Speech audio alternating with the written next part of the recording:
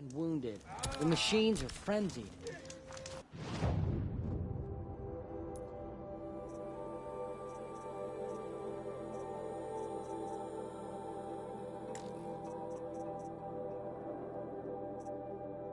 Only the goddess can save.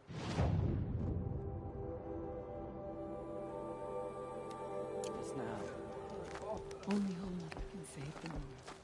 Perhaps some things are beyond our sense. On their body.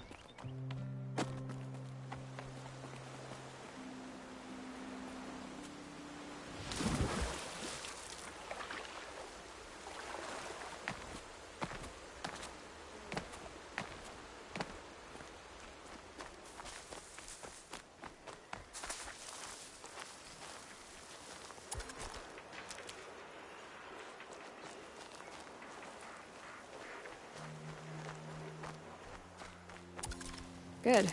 I can use this.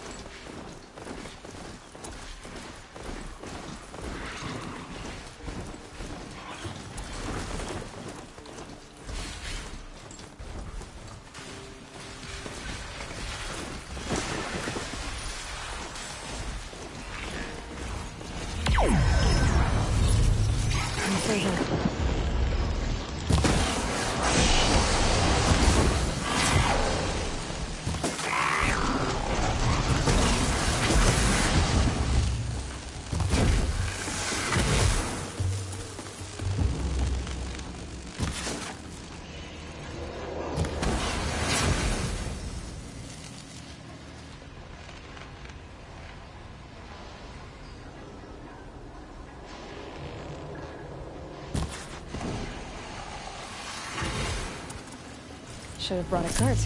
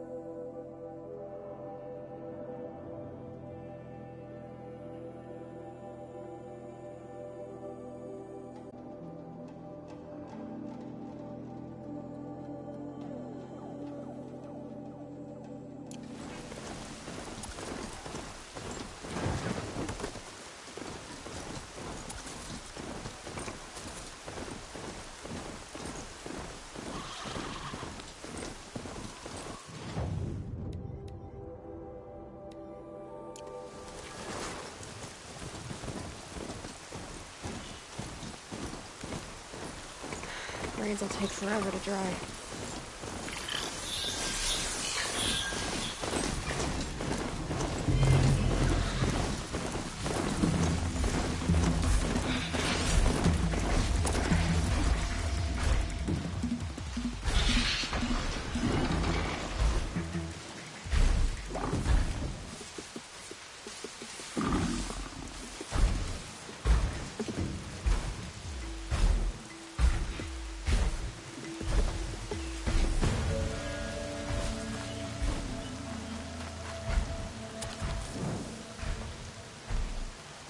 I can get out of this.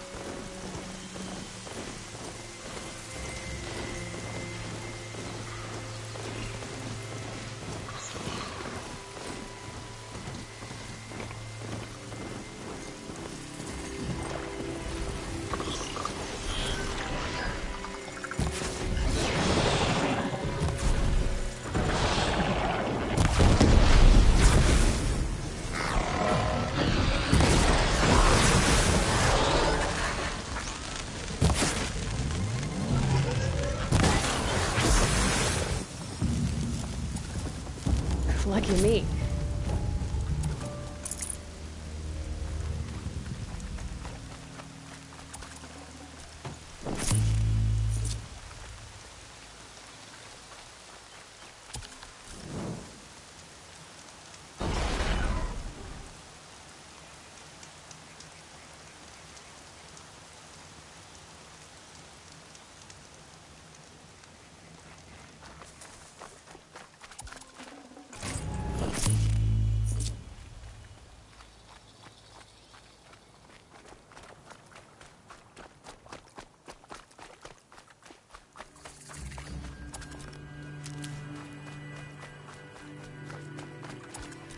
Never know when I might need these.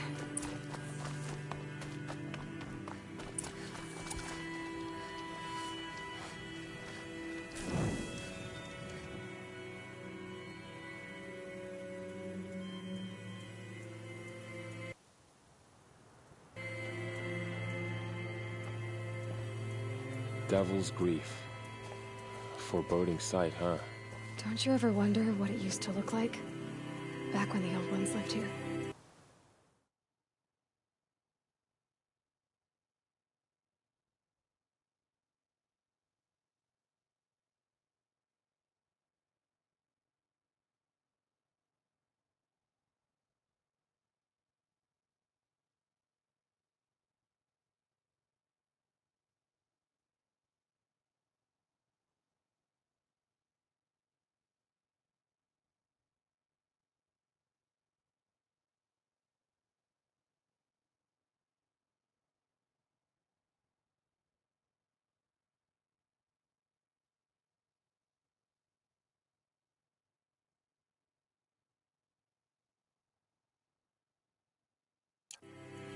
You're not like other Nora.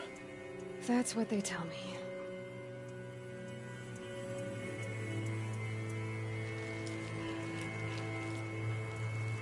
War Chief?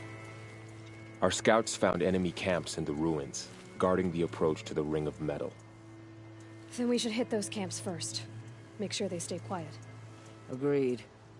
Wipe out the camps, and our enemies in the Ring of Metal won't see us coming. I'll take out the alarms. We'll send Braves to each camp to lie in wait. Which you start, they'll help finish.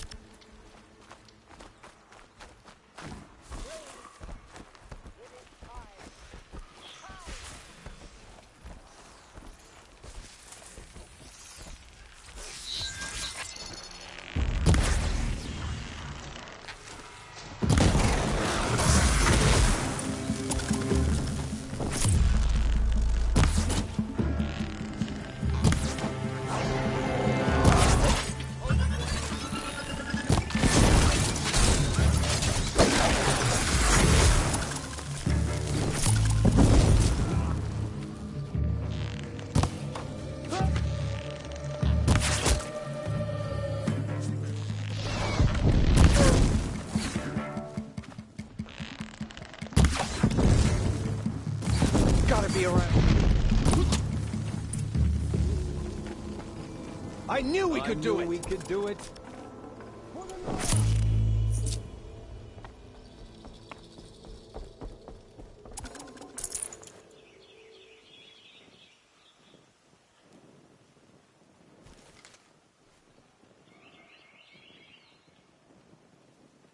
For the fallen!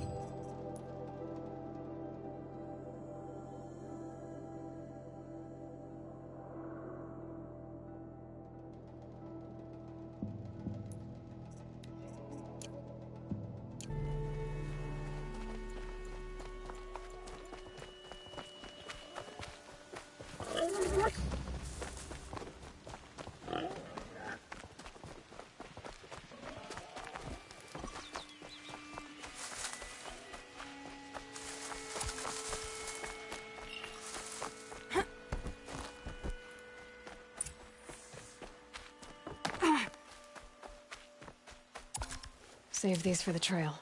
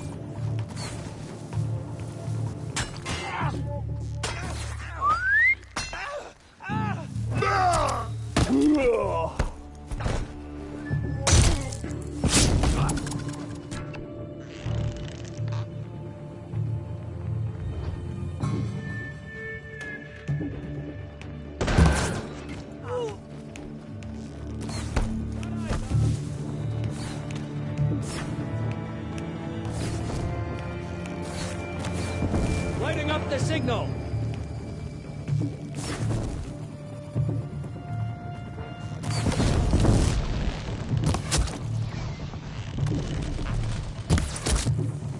We are all braves today!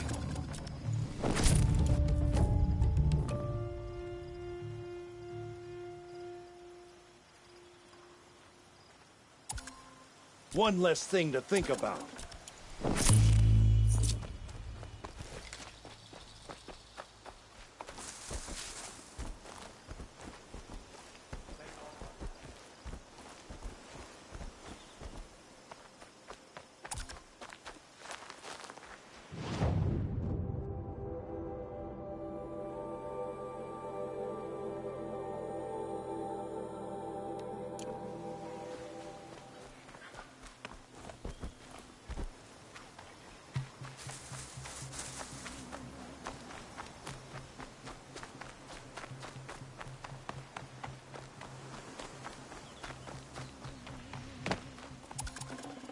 Full already.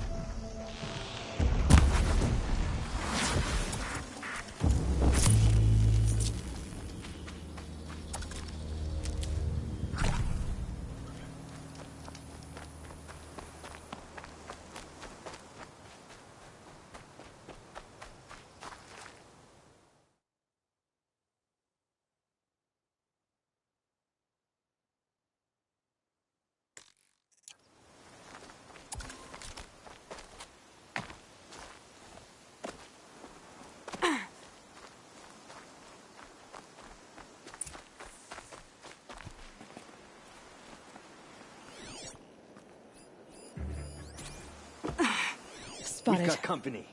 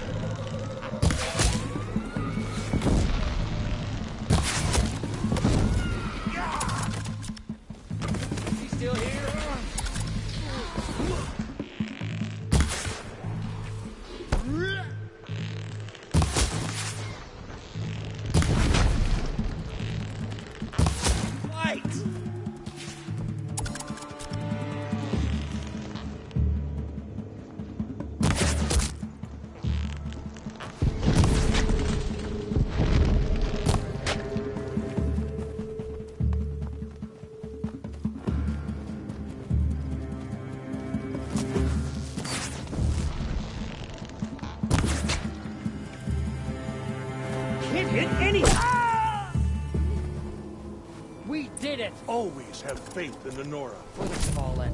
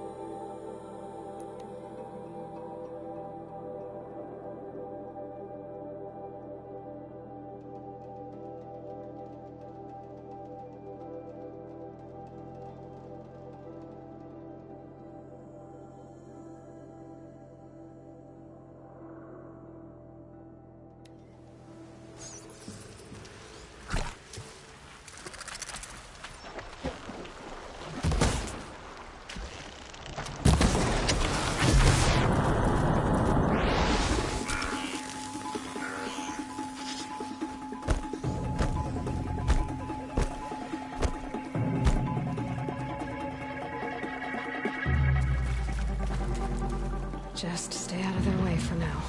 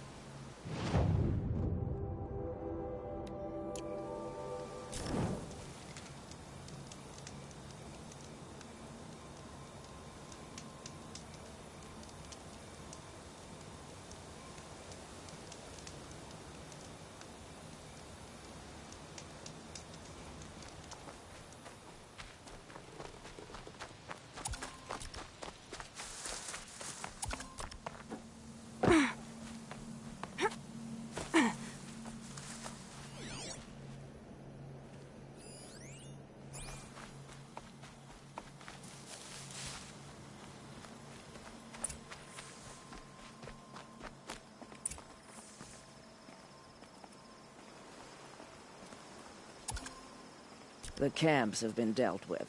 Now to the Ring of Metal. Its high walls protect the enemy. We'll have to scale the height. Under fire if we're detected. I have another idea. Their base has a weakness. Send me in alone, and I'll exploit it. If I'm successful, I'll blow a hole in those walls big enough for the entire war party to charge through. Sounds like a plan. So long as I get to come with you. A war chief should be grateful for 2 arrows so eager to spring from the bow. Yes, Varl. Go with Aloy as her spearmate, but be vigilant. Yes, War Chief. I will.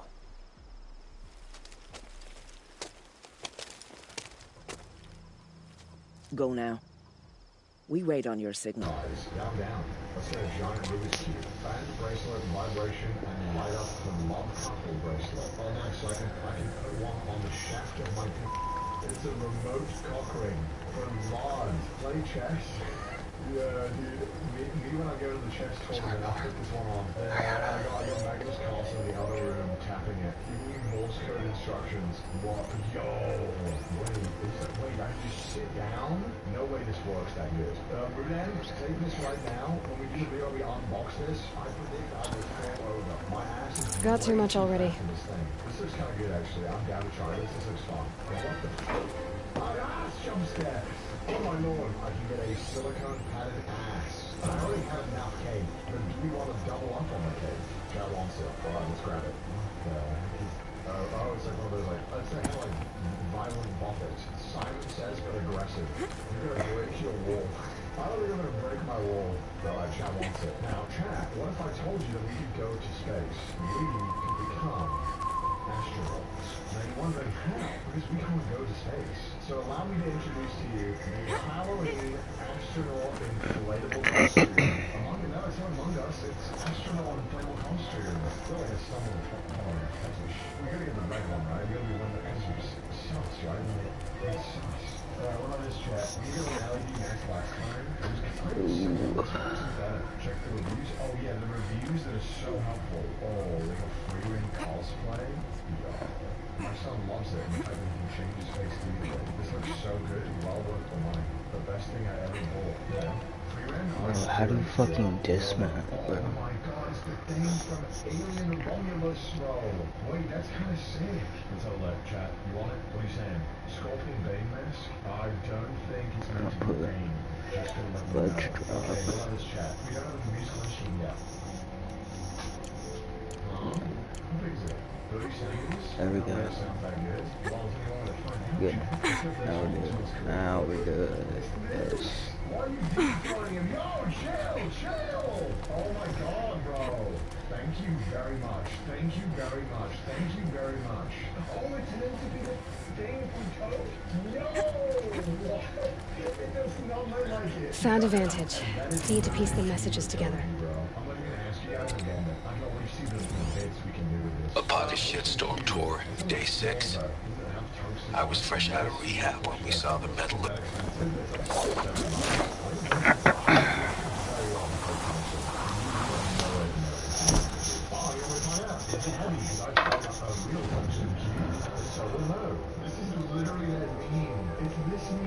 Upon the shit. Man, I'm not fucking playing. Whatever. That's literally him. It's affordable. Oh my god, we have to. That was insane. I feel like I'm about to quote a bunch of Metal Gear Rising lines. You're in London. That's going to explode on your head. Yeah, it might, but I'll with cool guy. Just like color. Braids. Braids 100%. Probably the Napoleon outfit. There's so many outfits. I mean, I don't mind. I love the outfits. We could become French. The most scary thing is that me. That does look like me, actually. It does look like me, doesn't it? A little bit. Plus French. You do have a plan, right? You followed me this far, even into the ruins. I thought you trusted me. I do, but how would you know that this base has a weakness? Patience, Varl. You'll know soon enough. I think red solid. Yeah, anything you recommend that looks fun? Honestly, I feel like we have enough junk. We could even spend all the money, but I don't even know what else there is to get at this point. Everything's so ass. It's Markiplier Jesus. Why is it here? It's so right. It's perfect. We got a piece. This looks horrific. There's no way it looks like that. I'm gonna buy it just as it's literally $3. Dude, it's literally annoying orange. I'm getting it. It's gonna be a good bit. Trust. Oh, melodica? I haven't even done this yet. I haven't tried it yet. We'll do melodica then. Okay, I'm on instruments. Honestly, I think that's probably enough junk. I think Go way down. Take my hand.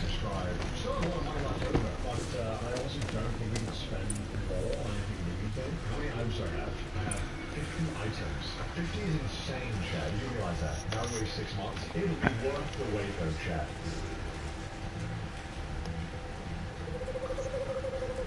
Take the one on the right.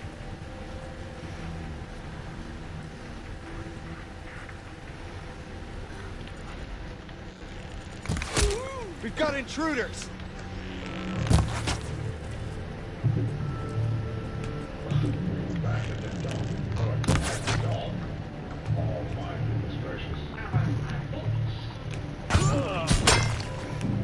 Can't evade this.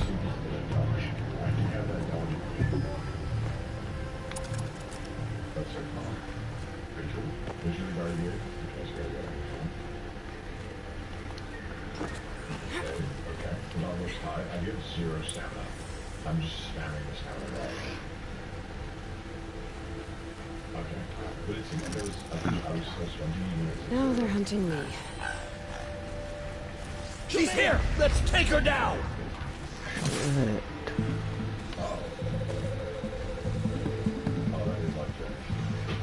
You cannot run from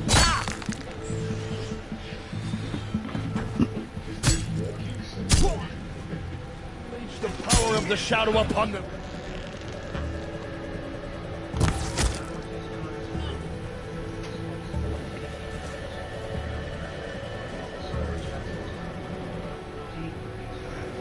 Okay, they're heading back.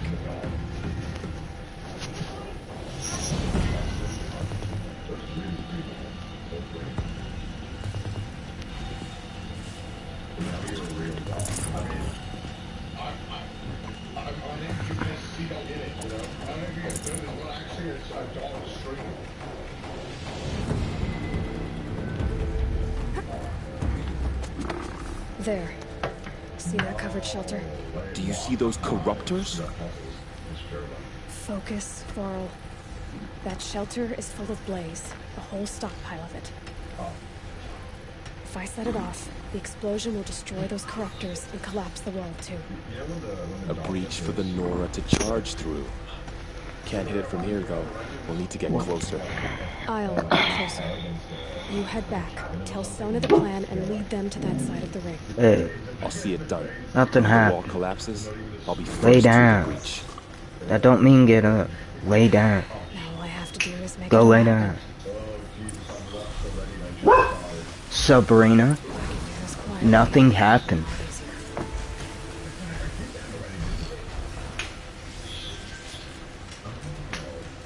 Go, lay down.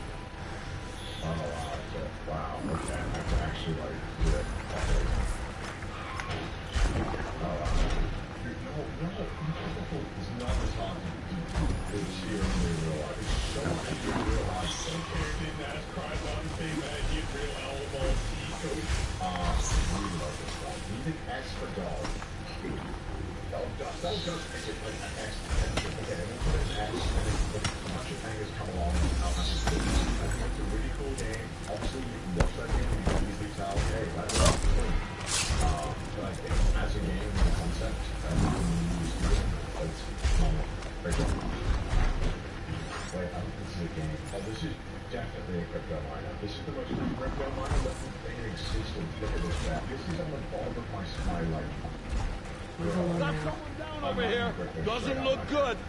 I just play. I'm just gonna check the task manager. Open the switch.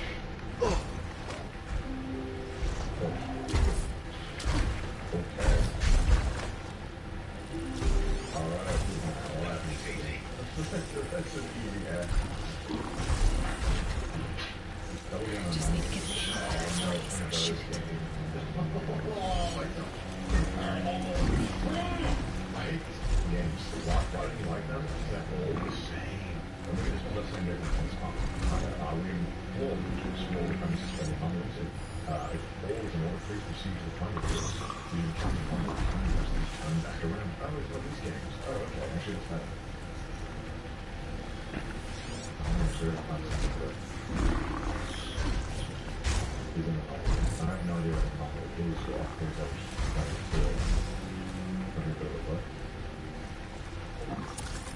Gonna need this.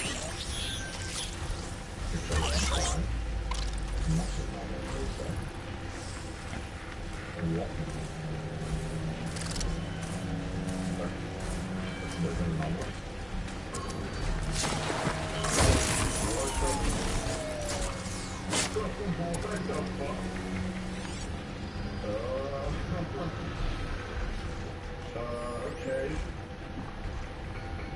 There's 2 valves now. Okay. The 2 valves. Blast. Man down! That's the number, right? So I go. Haven't you got anything better to do? Oh, I see. Okay. Alright, looks pretty normal so far. He's dead. What's on?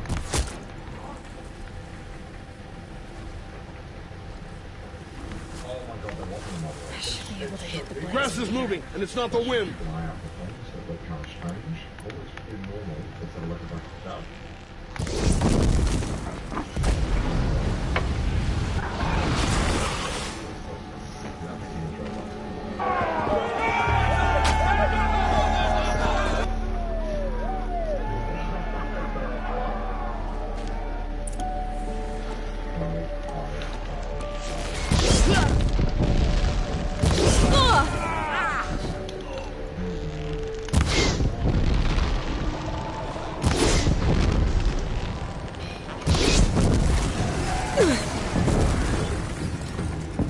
attack without warning!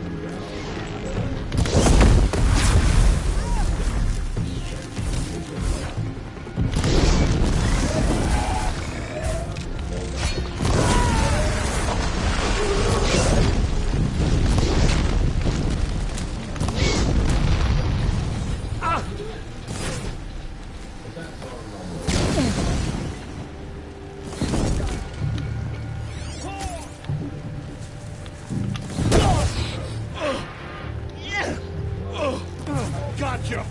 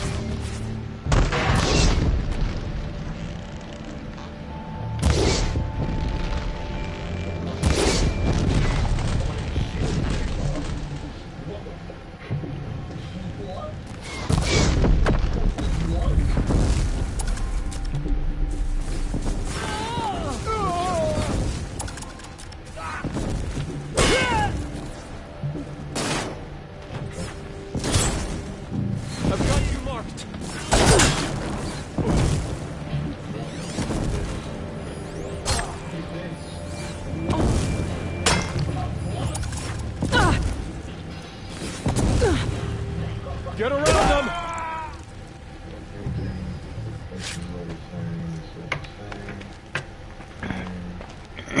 All Mother, look upon our victory. A debt of blood is paid. Remember this day, brave Nora. From your lips to the goddess's ears. Yes, remember it.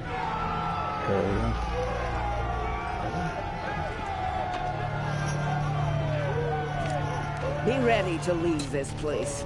Let your spears and arrows rest in the bodies of the fallen. They are tainted, like these ruins.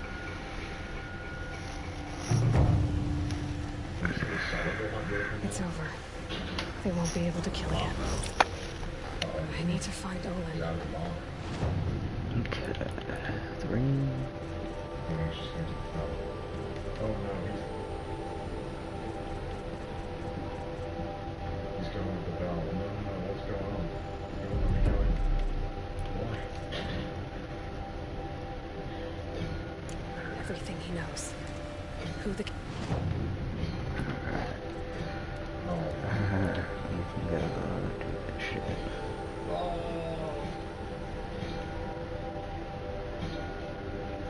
Jesus, man. Well, that's what that felt like. I said I wouldn't want that to be...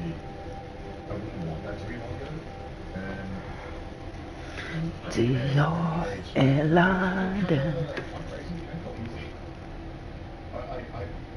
Like the anomaly, like having to actually look for the anomalies, I like it came it was a little too easy after the first like 2. Finally, a fully registered corpse man. Mother and father would be proud. Alright, time to head to the mass. Dior and London. Then I take a trip to Berlin. Alright, me real quick. Alright, go get some.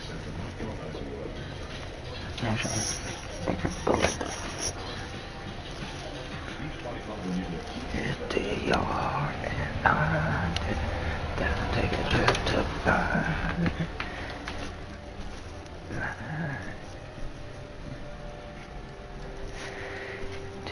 Go lay down.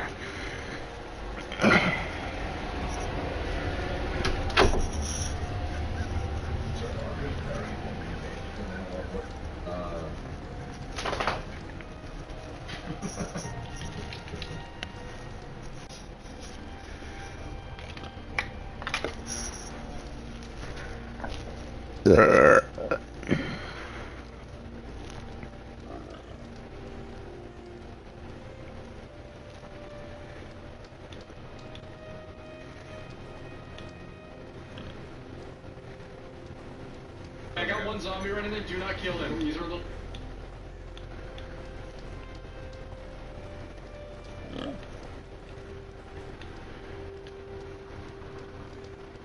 Hi guys, it's me again, and today we're going to be talking about some trauma. We're going to be discussing the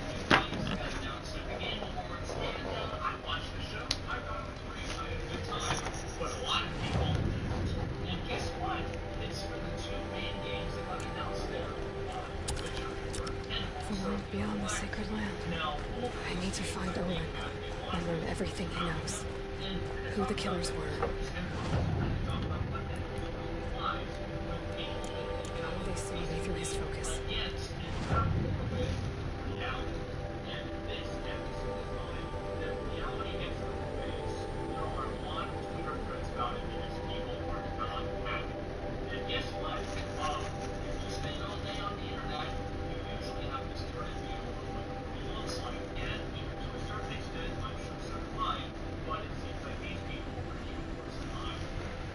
Are even worse than I am.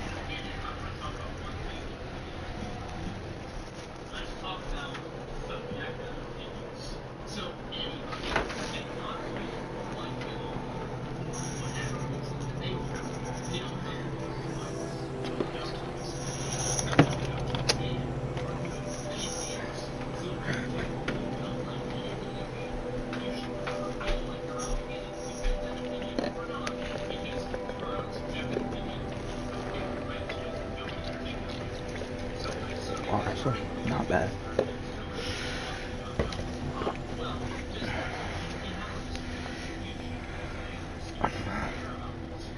Very unwell. It is one who looks like me. Why they want me dead. Olin's trail leads to Meridian. When Just 17, 13, not that. he will talk.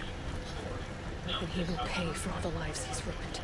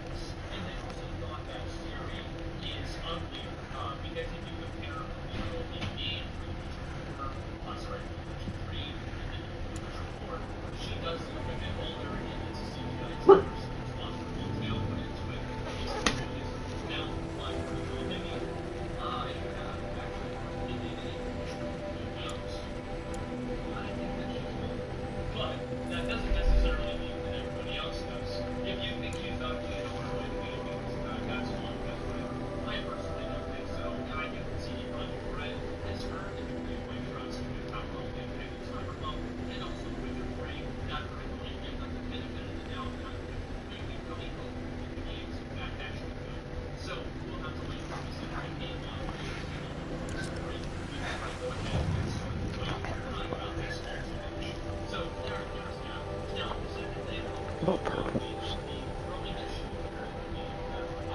Okay, I see.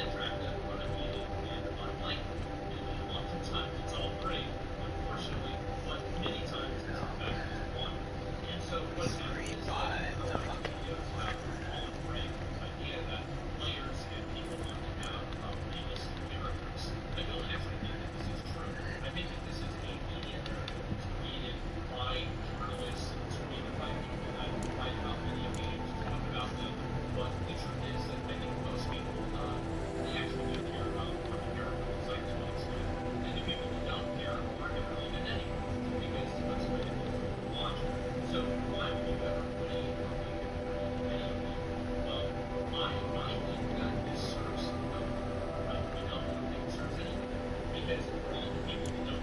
That was worth it.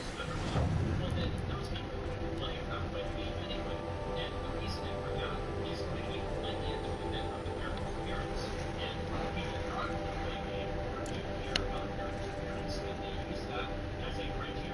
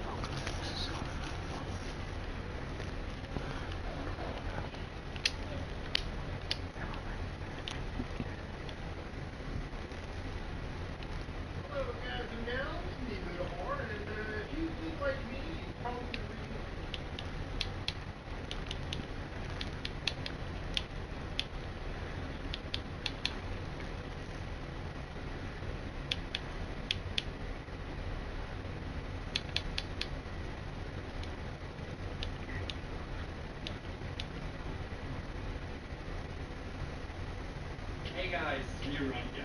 The Game Awards are over, and the biggest announcement to come out of that was our first ever look at The Witcher.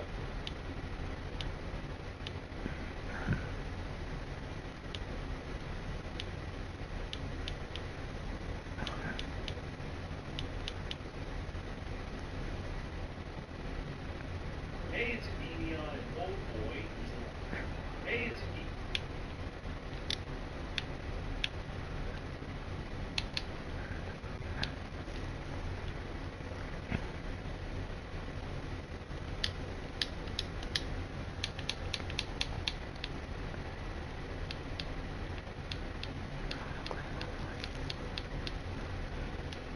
Hey guys, we're on here. The Game Awards.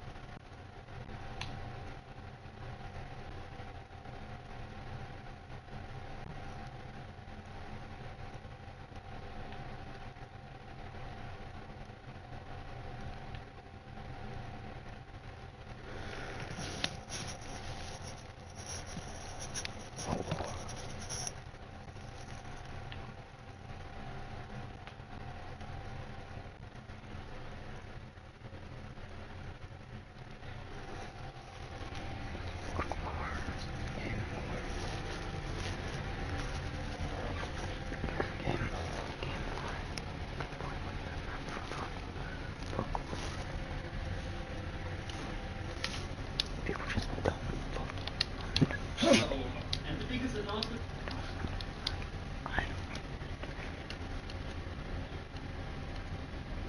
Go lay down. Oh, you know what? I will say it's early actually. You don't really. Lay down. A few nights ago on stream, I watched a little bit of a video called "I Got Divorced."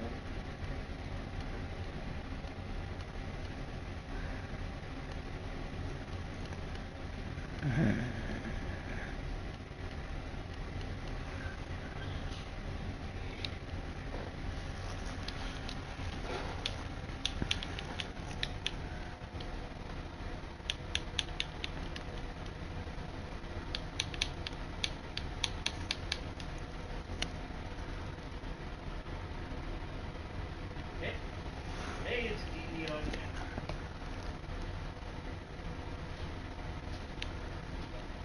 Witcher 4 has been announced. I can't say anything about it. What we know is that Geralt will be part of the game. We just don't know how much, and the game won't focus on Geralt, so it's not about him this time. And that, my friend, was a big oopsie made by Geralt of Rivia voice actor Doug Conkle a couple of months ago in regards to, well, his role within The Witcher 4. He hadn't realized that the game wasn't announced yet, and he was speaking on things that he wasn't supposed to. CD Projekt Red made sure to let him know that he shouldn't have been saying any of that. And in recent weeks, he had actually been saying, I know nothing to do with anything with that game. I might not even appear, but it's quite clear he's going to be playing maybe a mentorship role, kind of like how Vesemir appears in The Witcher 3. To Geralt, maybe he's going to be doing that same role, but this time for Ciri. The big thing about this new Witcher 4 installment is that indeed Ciri is a Witcher. She can somehow pass the trial of the grasses, and there's a lot that we do not know about this installment, like how she even achieved something like that. Is it because of her elder blood? There's a lot of questions. And it is also important to remember that she has a new medallion, the House of the Lynx. We know nothing about this. Maybe she explores a faraway land with Witchers that we don't know about, that somehow have achieved with modern medicine a way that women can pass this. Obviously, that's going to create some controversy, and CD Projekt Red just the other day discussed a lot of this. They actually got ahead of some of the backlash and responded to a lot of the questions that people have in regards to the future direction of the Witcher franchise. And we're going to break it all down today. It's probably best to remind everybody because this is something I've seen widespread on social media in the last couple of months from fans that just familiar with this franchise, but have seen, like, you know, the TV show and stuff. But we've known about, you know, the fact that Geralt wasn't going to be the main protagonist since at least 2013. That was the first time CD Projekt Red announced it. They said that they were going to be wrapping up the trilogy. This was the end of Geralt as the main protagonist. Around 2015, leading up to The Witcher 3, right after. You know, that's fucking fun. Witcher 4 has been...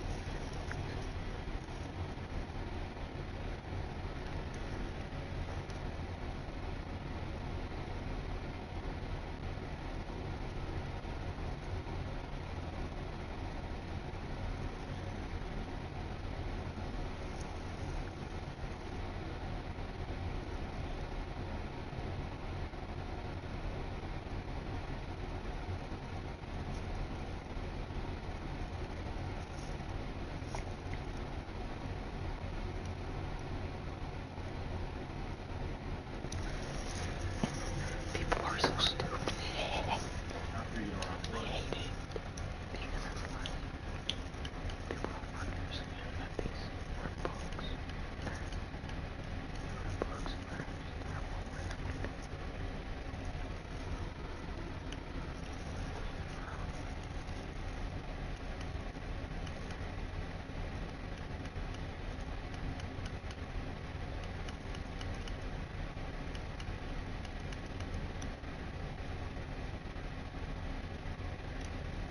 Indie games are pretty cool. There's way too many of them. So I thought to myself, why not compile my last 2 years of indie reviews and highlights into an easily bingeable list of 27 indie games you need to try. It's what the people want. No, it's what they deserve. Maybe hide your wallet, though. So bring me a monkey. Damn, this game beautiful. I don't think I've ever been outside of the main place. This is wild. This is so nice. Even on a 32-inch TV, this is, or 24-inch. This is very nice. I'm jumping on the hype train a little bit. At first, I wasn't really sure if I had anything to say about Pizza Tower other than being good, but I'm not about to let this pizza leave the table without taking a slice for myself. I'm the indie games guy, and Pizza Tower is the kind of game that gets me excited to talk about video games. Pizza Tower is a 2D platformer with one of the most strikingly insane aesthetics I've ever seen in a video game. If most games carefully measure out a tablespoon of style sauce, Pizza Tower pours the entire fucking bowl into the mix on purpose. Like an MS Paint cartoon from the depths of hell, Pizza Tower's entire personality is fueled with adrenaline and oozing with creativity. Looking at Pizza Tower is like staring directly at the sun. It's almost painful, and yet aggressive design can move back into something you just can't look away from. Something you can't help but fall in love with in mere seconds after seeing the opening cutscene. It ignores the fact that in some alternate universe it could scare people away with its art style, instead using it as the main draw. Pizza Tower is playing on Pino Spaghetti, otherwise known as the fast Italian running at incredible height and speed. When this motherfucker finds out his restaurant is at stake, he will stop at nothing to protect it. Except pay his debts. I don't think business is doing too hot. As you scale his power to confront the dreaded pizza face before he fires a laser at the pizzeria, you'll encounter unique mechanics in every level to shake things up. You'll eat spicy chicken wings, get arrested, run through the forest as a giant rat, play Five Nights at Freddy's, fight the man responsible for holding up a Domino's in Chamblee, Georgia in 1989, and more. Just go to this one. Anyway, we're playing golf with a big ball of cheese. After you're done exploring a level, whether that keep dungeon for the end or carefully searching for every secret, you'll run into Big John. I'm not going to explain what that means. To destroy him and keep the time begin, you're in which you must run all the way back through the level before the previously mentioned pizza face wakes up to catch you. Pizza time is such a chaotic and fun mechanic, giving the player time to internalize the layout of the level before shoving them back through it in a random way, as different doors and pathways open up on the dash back to the entrance. This is all apparently very Mario Land inspired, but I never played those games, so I'm just gonna move on. You don't have to spend much time with Pizza Tower to notice just how much passion was poured into this game. There are tons of tiny references and Easter eggs littered throughout each level. Rubino has an absolutely insane amount of sprites, some of which won't even be noticed by a lot of players. He has unique animations for different attacks, running speeds, bumping into walls, using every level mechanic, and even unique items like freezing in the refrigerator level, intense anger while holding a high combo, or accepting an inevitable demise when the escape time is 0. This man does not speak a single word, and just portrayed on the breakdown with more artistry than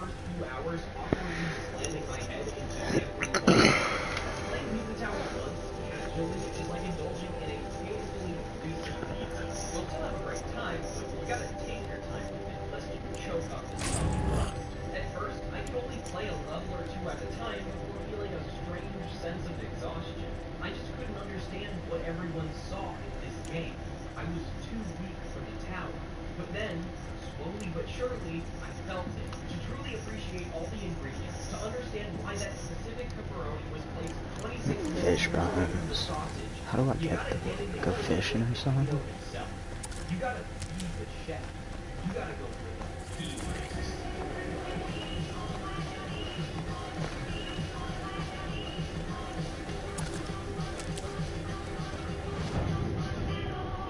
I consider myself a reasonable level of gamer. I beat Celeste Farewell, I thought the Path of Pain wasn't that bad, and I was really good at Rumble Rooms. My friend can vouch.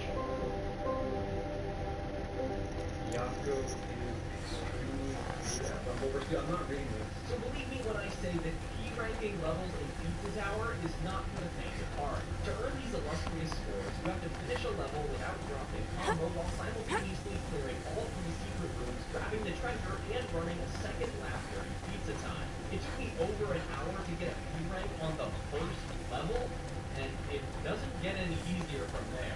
Even Pizza Brain will tell you it's a tough challenge, so don't feel bad if you don't want to do it. And this is coming from an NPC that normally just says shit like, kiss my ass. If you're a completionist, this game is a trip through the 7 circles of hell and back. You will see, hear, taste, smell, and feels of grease as it seeps into your veins. You gotta merge the rat brain with the rat game. You become the rat.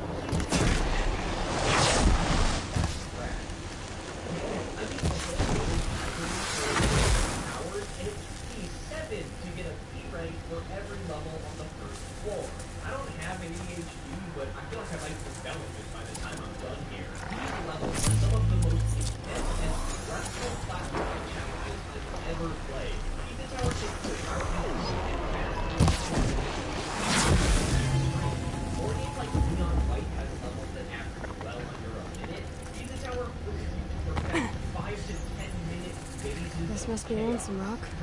If it's a trap, I might need to go in quiet. Or getting killed by some dumb-fuck snowman during the second lap reveals the true meaning of despair. But within each failure lies the game's greatest secret. With each and every attempt, the level slowly transforms from a wacky little platformer into a precision racetrack where every room becomes internalized and chained together. Taking a leisurely stroll through the tower is one thing, but as you open your third eye, slam on the gas, and start plowing through innocent pedestrians, the game feels brand new all over again. And every wall, enemy placement, and secret makes perfect sense exactly where it is. If I was a lesser man, I would have said something like, I wish I could prove my gamer street cred, but over 20 hours clocked in, I'm only halfway done.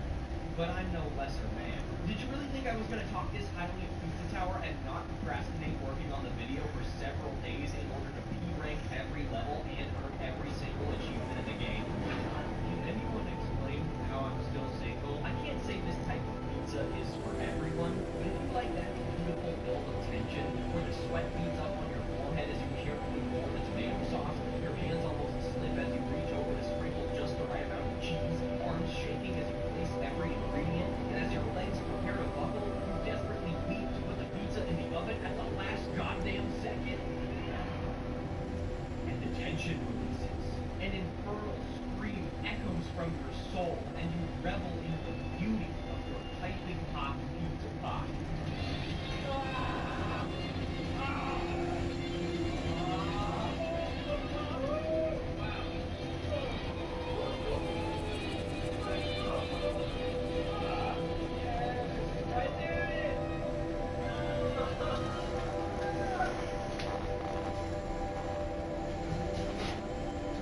Yo, just wanted to add a small update here. This review was written before Omega Strikers was half retired at the end of 2023. As of late 2024, the servers are still online and the game will continue to receive balance updates, but no new characters, skins, you get the idea. Anyway, back to the review. The search for online multiplayer games that don't make me want to put a bullet through my skull can often feel like a Sisyphean task. After the death of Rumbleverse, I desperately searched for something to play with my friends, something fun and replayable, and not a game where I get headshot after moving silently for 10 minutes. So after a few days, Fortnite was out of the picture. Then I played exactly 2 matches of this evening, a few hours of Divine Knockout, and unfortunately relapsed into League of Legends. Bad that I've been getting that over. Anyway, all this lead up is simply to say that I'm really glad Omega Strikers is back. It's League of Legends air hockey. Wait, no, don't go. This analogy is not a joke. Omega Strikers is 3v3 MOBA-inspired air hockey. Everyone uses a basic hit to knock a core around the field, and each character has 3 unique abilities to attack opponents, outplay the enemy team, or defend their own goal. And you can also do the blunt from Lethal League where you go, and then you fucking... While Omega Strikers may be trying its damnedest to weasel its way into esports territory, especially since the game is designed by former League and Team Fight Tactics developers, it's all done with a certain, wow, I'm actually having fun factor, as opposed to the usual, I'd rather chop my nuts off with a rusty kitchen knife factor. Also known as Valorant. It's kinda like a party game, but it's also competitive. Like Lethal League. What do you mean only 3 people understand that comparison? Each character in Omega Strikers often specializes in a certain role. Estelle and Ivy can use their long-range projectiles to pressure the goal. X is an oppressive piece of shit who makes the lives of other players a nightmare by attacking them directly. And Dumu, the best character, is great at playing goalie thanks to his crowd control abilities and giant tofu. And he's very funny. There's a great sense of camaraderie that makes this team a joy to play with friends. You really have to communicate and work together to outsmart the enemy, carefully aiming your passes to teammates and changing your abilities to stun opponents or score a goal. I was lucky enough to get invited to multiple playtests of Omega Strikers over the last year and a half, and it's been really cool to watch the game progress over time. As someone who only plays and reviews video games, it's always really exciting when I get the opportunity to talk to developers and learn more about how these wacky things actually get made. Plus, in one of the playtests, me and the boys were the top team on the leaderboard, and I will carry that incredibly minuscule amount of pride with me to the grave. I will say this, even this far enough that I told my mom I would eat dinner too, so that's huge. Whoa!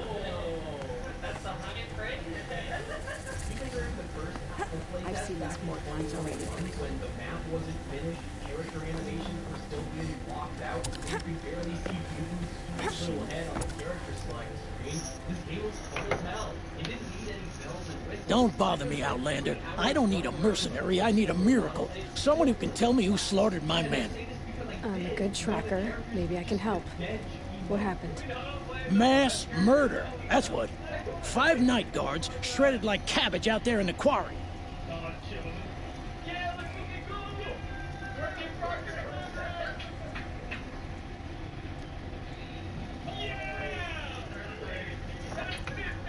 Five men murdered? How? Don't know. One was a buddy from before the liberation. We worked this quarry together as slaves for the Mad King. My friend, may he walk forever in the light, knew how to fight. Fiends who did this must have had stealth or numbers. Could machines have killed them? Don't see how. The quarry is fenced and gated, and I've never seen a Glinthawk do anything like this.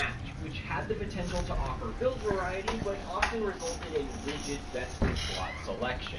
In the full game, normal and ranked are now a much longer best of 5 rounds. Round being first to 3 goals.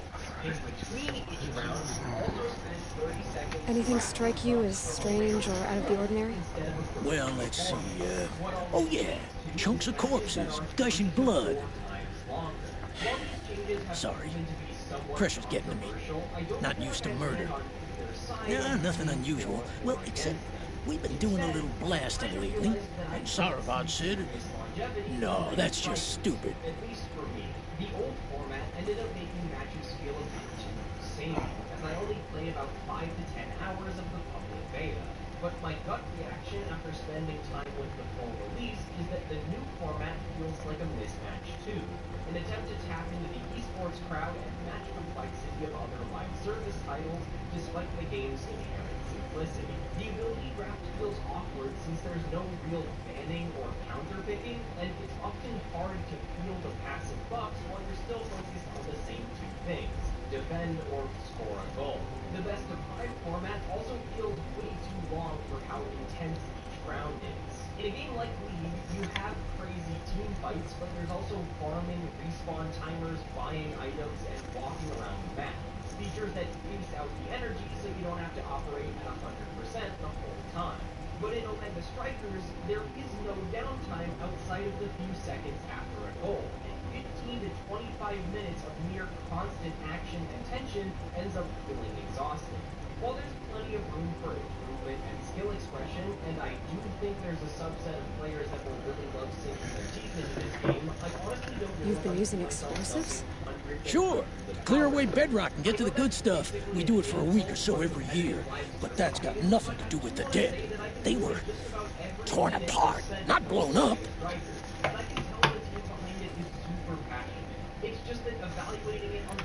What exactly did Saravad say? Ah, nothing. Kept babbling about a pile of rocks out there. Said he didn't remember it from yesterday. I told him that this here is a quarry, where we move rocks all day. So rocks getting moved ain't so surprising, lunkhead.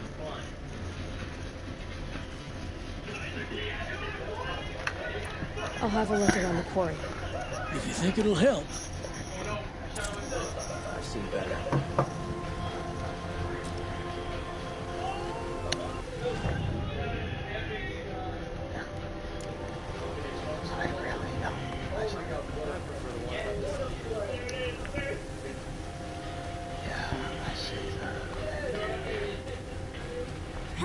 Damn, look at that. I think that's Meridian.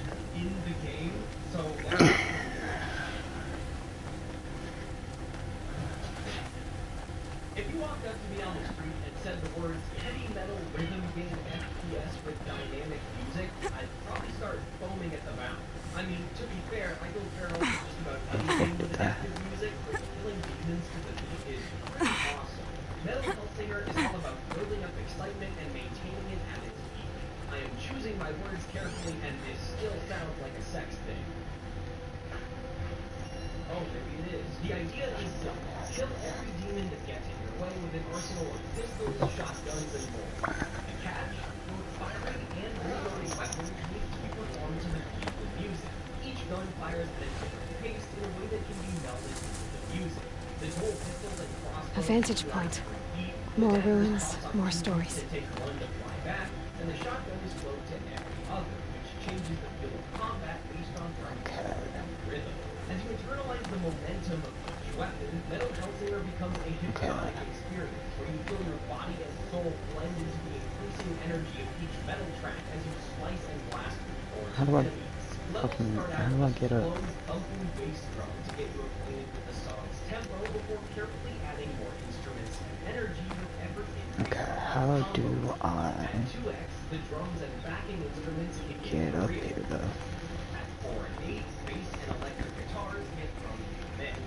And when you hit that sweet 16, your birthday present is an incredible vocal performance from a cast of talented performers from bands like Dark Tranquillity, Argenemy, and System of a Down. Every time that shit kicks in, Metal Hellsinger becomes I don't know how I get up there. I have to look up a video for it. The combo system is simple yet works perfectly, forcing you to use fast aerial movement to jump and dash around enemies to avoid getting hit, which will lower the combo, while simultaneously requiring a constant level of precision and aggression to keep it alive.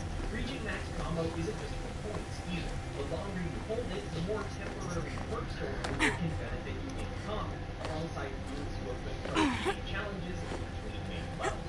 Even walking down the hallways since you have to keep firing shots to maintain combo outside of combat. The rhythm game never stops.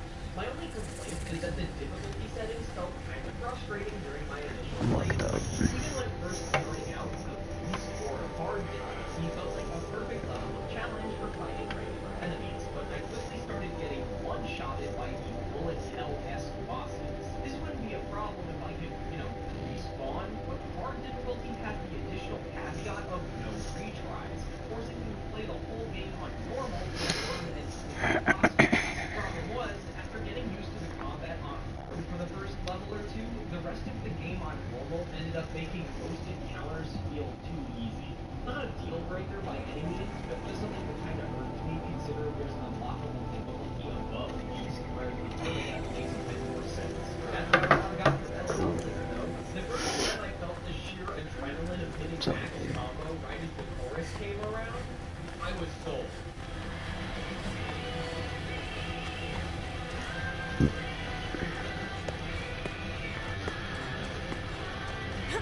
I see it now. Oh, yeah.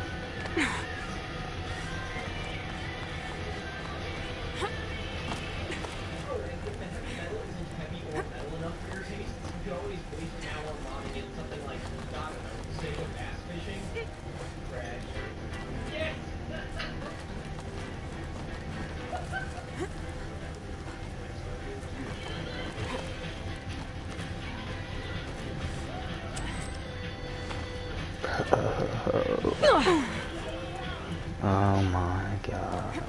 Had to Those beautiful knowledge-based, you can only play it once type games, where you feel fantastically hollow on the inside after finishing it, and can only rekindle the joy by forcing everyone you know to play it and experiencing the discovery again vicariously through them. In Overden, you have to assess the damages of a ship that has mysteriously returned after vanishing for insurance purposes. I know this sounds incredibly boring, but it's actually a mystery deduction game that has to piece together a comprehensive log of every passenger. The Pucka Shitstorm Tour, Day 9. I was setting up my tent right here when Wyatt's call came through. I came as fast as I could, but he'd already slipped into a coma.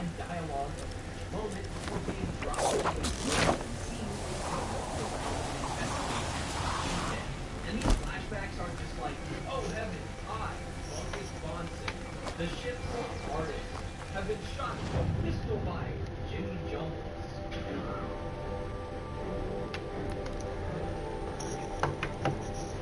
The fateful events of the Overden play out in a non-linear fashion, forcing you to carefully search surrounding areas, cross-reference previously viewed events, and pick out details like the language someone is speaking or the people they spend time around to narrow down their ethnicity or occupation. That, or you just say the captain killed everyone and get to the chief. I can't say or show much else without potentially spoiling Overden's magic, but everything about this game, from the enthralling design to the immersive audio and unique two-color aesthetic, has made it seems like an ordinary outpost. Actually, I'd better look around. And the chains in the cart. I'm so bored. I'm bored with being bored. Hold, Outlander! What are you doing here? Prefect Saeed told me that bandits abducted a girl near here. Do you know where they might have taken her? Saeed told you that, did he? No bandits around here, girl. But I think I can help you find your friend. The boss sent us a fresh one, boys. Wrap her up and tie her down. We've got company!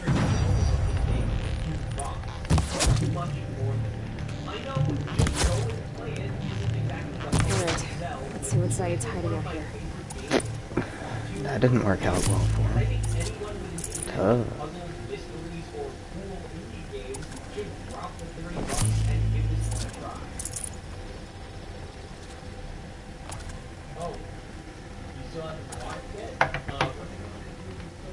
Not just chains, manacles. They were moving prisoners somewhere. Okay, on paper, today is an adventure. There are quite a few major twists. The main one being that the game's language is completely foreign, save for a few intentionally translated words and phrases. There's also no tutorial. Instead, as you explore, you'll find individual pages of the game's instruction manual, slowly revealing secrets about the world, mechanics, and controls.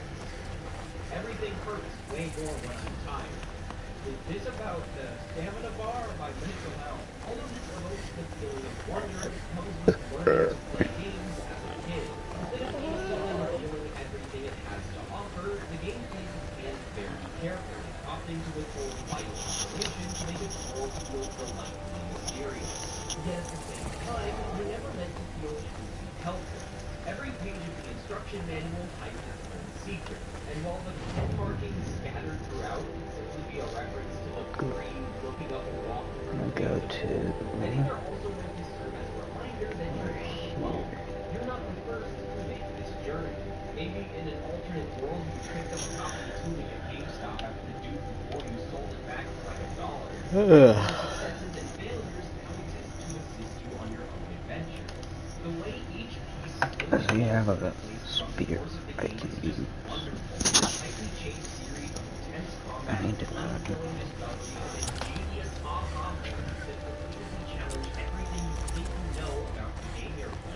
as you immerse yourself into Tulic's rich atmosphere, the gorgeous sights, detailed sounds, and ethereal music, the world will whisper its secrets. If you listen carefully, it may just help light the path ahead.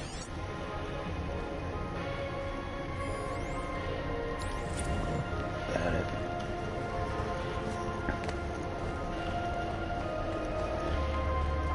I knew it was there.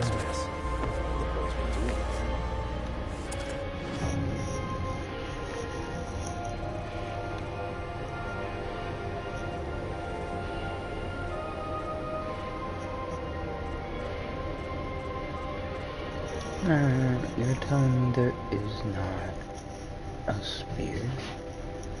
A little over 3 years ago, I made the first video in this indie recommendation series, and the first game I talked about was none other than Lethal Weak Blades, Team Reptile's crazy baseball fighting game. I then ended the video by getting pumped at the reveal trailer for their newest game, Bomb Rush Cyber. Let's fucking go! Let's fucking go!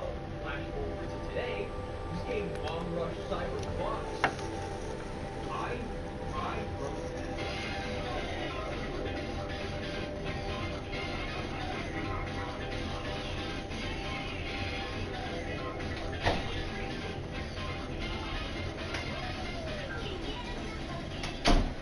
Bomb Rush Cyberpunk is a video game. I don't mean this in like the actual sense, I mean this in an experiential sense. Putting this silly concept of video game into an essence and shoot it straight into your veins, this is what it feels like. Oozing with flair and style, BRC is one part open zone 3D platformer with secrets and exploration, and another part release The tracks lead to that compound. Maybe Nakoa's inside. Jet Set Radio. So, from what I've heard, I've never actually played Jet Set, so yeah. In BRC, you travel to various That Nora girl we got all within facing off in races and score attacks with rival crews while spreading your graffiti so hard that the local police send in fucking armored guards. Sounds like Nakoa's here. And I'm gonna have to cut through these guards to get to her. Come on. Let's go.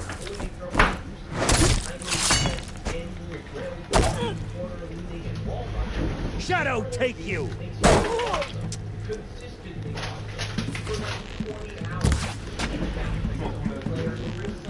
Perish!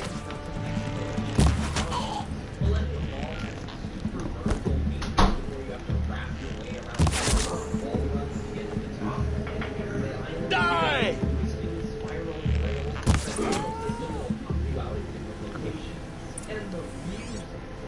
The sheer variety of jams included in this game is just fantastic. One moment you'll be flailing out of your seat mid-score attack to...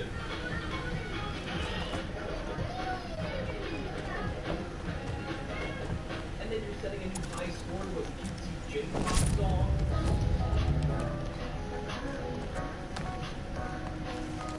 And then you're walking around looking for graffiti spots and...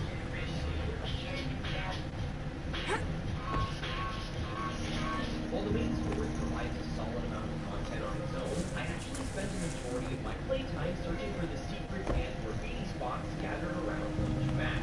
There's a lot of stuff.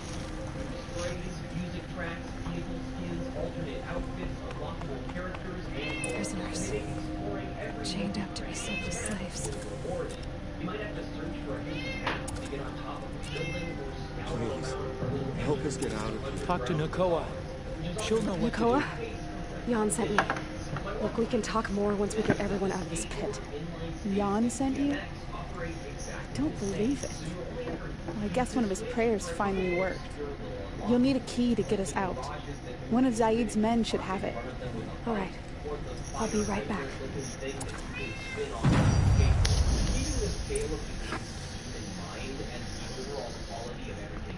This isn't really a drawback. I just wanted to believe that there were a couple small differences between the styles in terms of speed, platforming, or trick inputs. To be honest, the only thing I wanted more of in Bomb Rush was different. The story mode and optional missions are very easy, but that lack of challenge is very baked into the game's design. I would have loved to see more difficulty in the realm of optional races or score attacks, but since the mechanics are so streamlined, I can't spare the wait. there's a lot of room for skill expression outside of more complicated or dangerous environments, which would have gone against the casual vibes the game is designed around. Hitting graffiti spots and collectibles often require you to make trickier jumps, and there is the occasional secret platforming area or dream sequence, but I was only switching to this game. You're back. I've got the key. I'll help the others. Let's go. Achievements was one of my favorite parts of the experience, since it requires chaining together almost every corner and wall ride across multiple rooms to up the wall. But outside of missing a rare jump or hitting a set of stairs the wrong way, it's pretty hard to drop combos since boost tricks can serve as an infinite reset for your manual timer. I knew you were going to be trouble, girl. But you'll make it worth our while in the end. It's like, fucking, who cares? You can literally text and drive. You can play games on your phone while weaving through traffic and grinding on rails. Now that is innovation. Doing sick tricks around a giant pyramid island while a symphony of hip-hop, future funk DJ mixes and sound effects are slamming my eardrums just makes me go, man, I love video games! And I can tell the developers do too. The vision is uncompromising, the style is overwhelming, and the vibes are immaculate. And they put Jet and Switch from Lethal League in as DLCs, so scratch any complaints from the record. When I heard those snarky little fucks The end is now, Zaid! For you and your men! I felt like that really fucked up little emoji was so holding back tears. To no one's surprise, T-Rex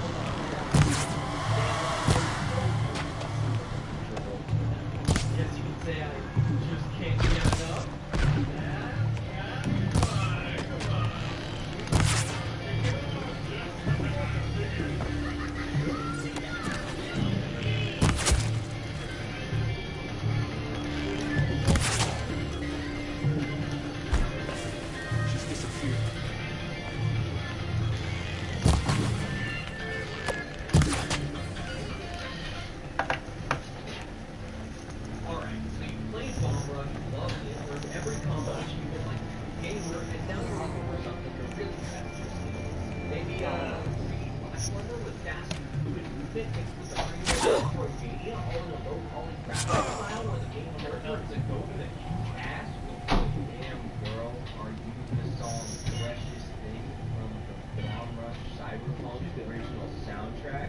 You gave him a quicker death than he deserved. My father was a hunter. He taught me every animal deserves a clean kill.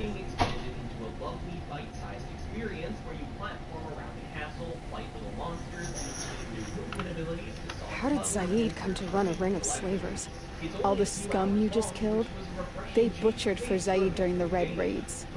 The new Sun King kicked them out of the army, but Zaid managed to lie his way out of trouble, then saw a new way to make a shard, putting his grunts to work here.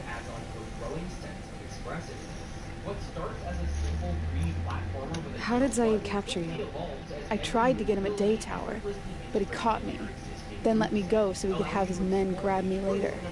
And after? He said he was going to sell me into slavery like the other poor bastards that came through here week to week. But he took his time, kicked me around whenever he stopped by. Guess me trying to kill him hurt his pride. What are you gonna do now? The others were in that cellar for months. The more run down they got, the harder it was for Zaid to sell them. They need food, rest, and hope. I'll take them to Meridian and tend to them. But whether I was actually cheating the intended order or not, my platforming skills were constantly being put to the test, and I was in the fucking zone for every second of it. I didn't put this game down until I was done. Plus, it's just incredibly satisfying to backtrack through a whole map once you've collected the movement abilities. Wall running and slide jumping through what were once challenging rooms. I was just sitting in You've been through a lot. I'm fine. Are you sure? Zaid's dead. I was ready to go through anything to make that happen. And I did. The music's great too. Simple, but fits the PS1 aesthetic perfectly. You're not even going to try to go back? What about Jan? The matriarchs won't let me back. Even if they would, I wouldn't go. They can burn for all I care. As for Jan, I know a way to get word to him. I'll miss that runt. But at least he'll know I'm safe.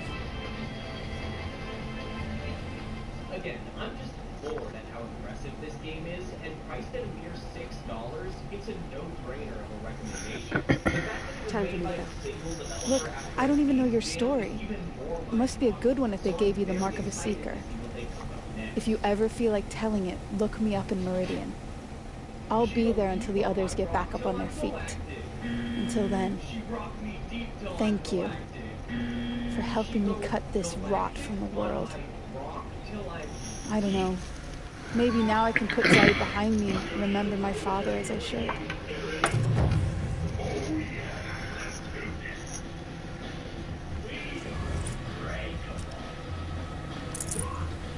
I don't know. With over 190,000 reviews on Steam, Deep Rock Galactic is by no means an underrated indie, but it is a fantastic one, and it's also one of the games I get asked to talk about most frequently. Stop it! So if you already know it, just enjoy a few minutes of me singing its praises, because I know at least a couple of you fuckers are here for the thumbnail. I gotta get people interested in weird shit somehow. Deep Rock Galactic is the dwarven fantasy. Getting drunk, killing bugs, and making money. This is an unspoken rule of the game. If you see a gold chunk, everyone just runs up and pings the hell out of it, and it never stops being funny. Deep Rock is a PvE first-person shooter where you and up to 3 other dwarves go on various missions to kill bugs, fight bosses, and extract precious resources. On some missions, you might be mining for rare minerals or setting up pipes to extract liquid water. That are very important. And other times, you'll have to fight a giant floating robot triangle. It's incredibly replayable thanks to procedurally generated map layouts that heavily impact exploration and combat. Alongside a random rotation of various mini-bosses and events. On top of that, there are environment modifiers like low oxygen, more minerals, or ghost bugs to keep you on your toes, along with 5 different hazard levels and multi-mission long deep dives if you're really looking to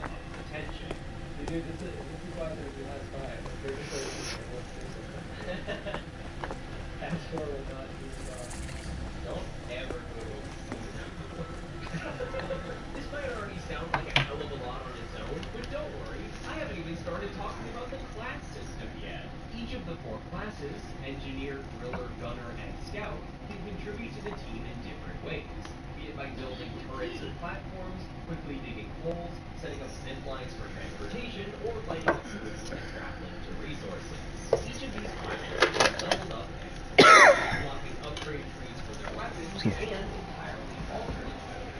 You can also earn overclock cores, which can be equipped to your weapon to drastically change the ball's function, turning a laser gun into a stationary spinning depth blaster, or modding a shotgun to launch you into the air. Plus, since every mission has different objectives, terrain, and combat encounters, there's no one best build for every situation, encouraging you to experiment with different combinations. But my favorite part about this game has to be the atmosphere, both in its own silliness and how its gameplay design inspires a positive community. In the hub area, drinks at the bar are just small perks before a mission. You can also order wacky concoctions that make you blast around or teleport out into space. I feel like I should be concerned about this. Oh boy. Oh god. Limited events will add mini objectives and cute decorations. There's tons of funny unlockable cosmetic items. The dwarves constantly sing and yell at each other during missions. There's a dedicated cheer button. And there's literally an achievement for successfully kicking a barrel into every available seat on the drop pod. I didn't even know it existed. I just did it because I was bored and thought it was fun.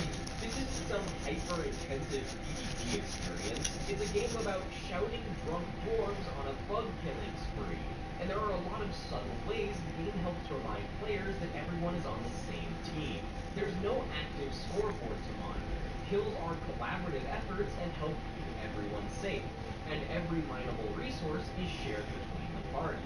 Most interactables, like building and defense points, are more efficient with multiple hands, and many objectives can be made easier by tossing objects to allies. The engineer can help the scout by placing platforms in high places. The driller can dig through walls for a more convenient escape I'm route, sorry for the wait, but all goods entering the city are subject to search. This is outrageous. We're loyal citizens. Why do we have to wait? What am I supposed to do? What's going on here? Owen's in there, somewhere. And so's Aaron, that other outlander I talked to the night before the pool. Aaron said he'd introduce me to his sister if I visited Meridian. Said she was captain of the Vanguard.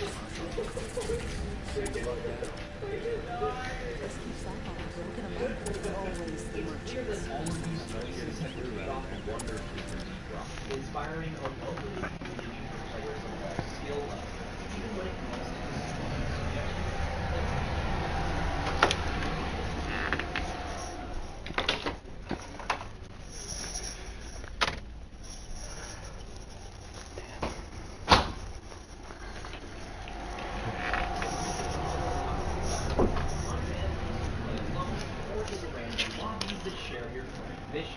if you're working towards getting a new weapon or promotion and your friends have a mission in their set or want to do standard weeklies, you have to abort your current selection and lose all progress to pick something new. I personally like to see some changes to the mission system that let me make progress.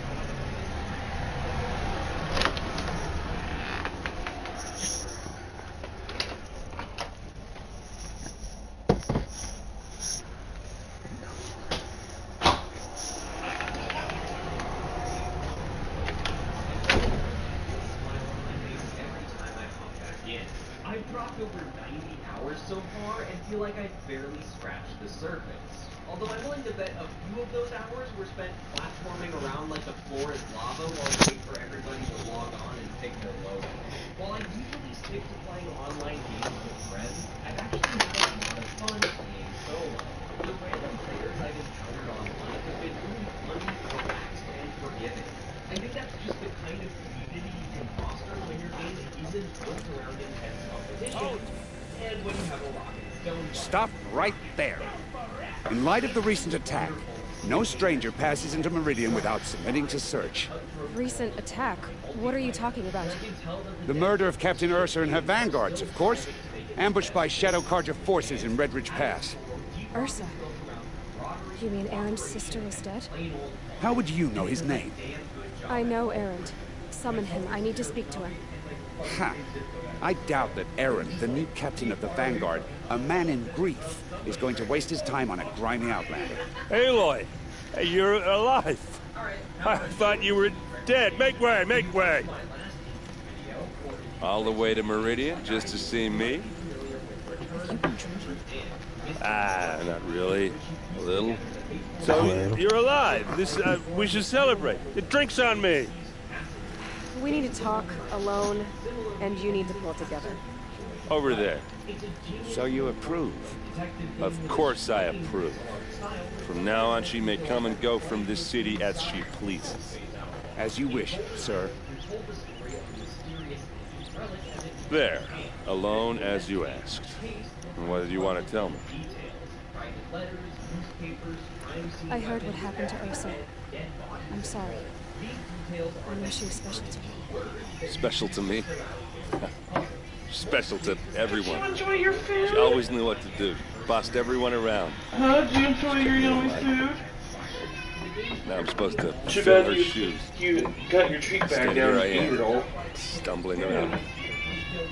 This bitch, right? She's like, damn, it was worth it to me.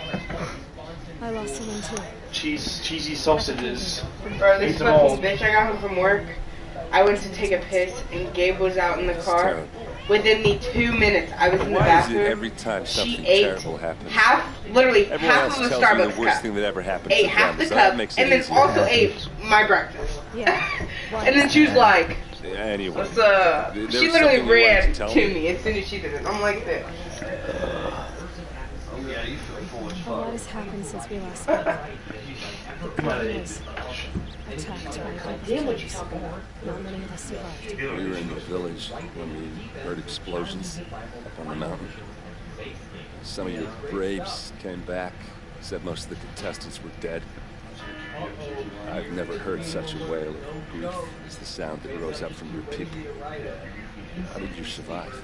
How I survived is less important than how I was targeted. Targeted? What do you mean? The killers came for me because How far are you into it? What are you talking about? I just got to Meridian after the proving. This game was so good, I need to know what he knows. It's fucking nuts. Nah, I saw the intro cutscene when I first downloaded it on my big TV, and it was very nice. I just wish this TV didn't have a blue tint on it. I know. I don't need you to understand. Because they didn't fucking I punch just need you to take me to him. It looked better He's not here. Yeah. He went scrounging for scrap and relics days Bro, ago. It could be anywhere. Are there any places he frequents? Places he returns to? A house. Here in Meridian. Okay, then take me there. I need to search it. My team was like I guess. 5 or 6 As long as I'm there to witness the search. I need to see Owen's place. Just made a god run. Okay, okay.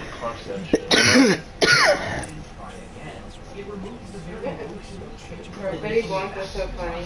When he went to Kai Sanat's house, he was like, hey, look at this guy's shooting talking. Like, that's security. What do you think? He said, for what? He said, for securing. For securing, And he bro. goes, I don't. for who? And he said, for us. And he said, from Diddy. And then He's so Kai funny. goes, no, dummy, from whoever. I don't know. Yes, from Disney. Well, he does live across from one of his houses. You didn't know that? That's terrifying. That's Kai Cenat. Hey, come back. Olin's place is this way. Because what if... Benny Blanc is also kind of a weirdo. He eats watermelon pickle sandwiches. What kind of poor-ass household did he grow up in, bro? I don't know. That I've sounds never heard of that kind of combination. low-key. I would try that. It's literally just two fat-ass, like, slabs of watermelon with a shit ton of pickles in between. Sweet and salty, I guess. He made Selena Gomez try it, and she said she does not approve. Not approved. you put salt on your wall now? Huh? You put salt on your wall now? Fuck no. Oh yeah, that shit's so fire. I fucking salt on my wall. At first, I was almost put off by the shift decision. I half expected the entire game to be one long chain of line-breaking choices. But the writing directly so tight that it didn't really matter. I was making dialogue choices that felt impossible and heartbreaking, yet with a clear answer. Every story is masterfully written, so much so that even as you're reading the backstory of a chef who asks you to find mushrooms for his cooking, you're sitting there like, maybe I don't have enough writing focused games, maybe I'm recency bias, maybe it's that every ending line felt like a quote in my mind, but this may be one of my favorite things. Oh, are you I mean, when you look at your game's visual novel, it makes it a bit easier, but the quality of writing is there, which was always To lay siege to the Citadel! Does he lack the stomach for justice, blood for blood, vengeance for Ursa? How long will Avad hide in his palace? Year after year, why does he spare those who enslaved and tortured and butchered? Erend, you should want vengeance more than anyone. Your own sister, murdered, and her death, unavenged? More words, you scorched out slag. And I'll throw you in jail myself! Now get out of here, or I'll give you all a kick in the ass! What did he mean about Ursa's murder? Not now. But on the other, why the fuck hasn't everyone played Brutal Orchestra?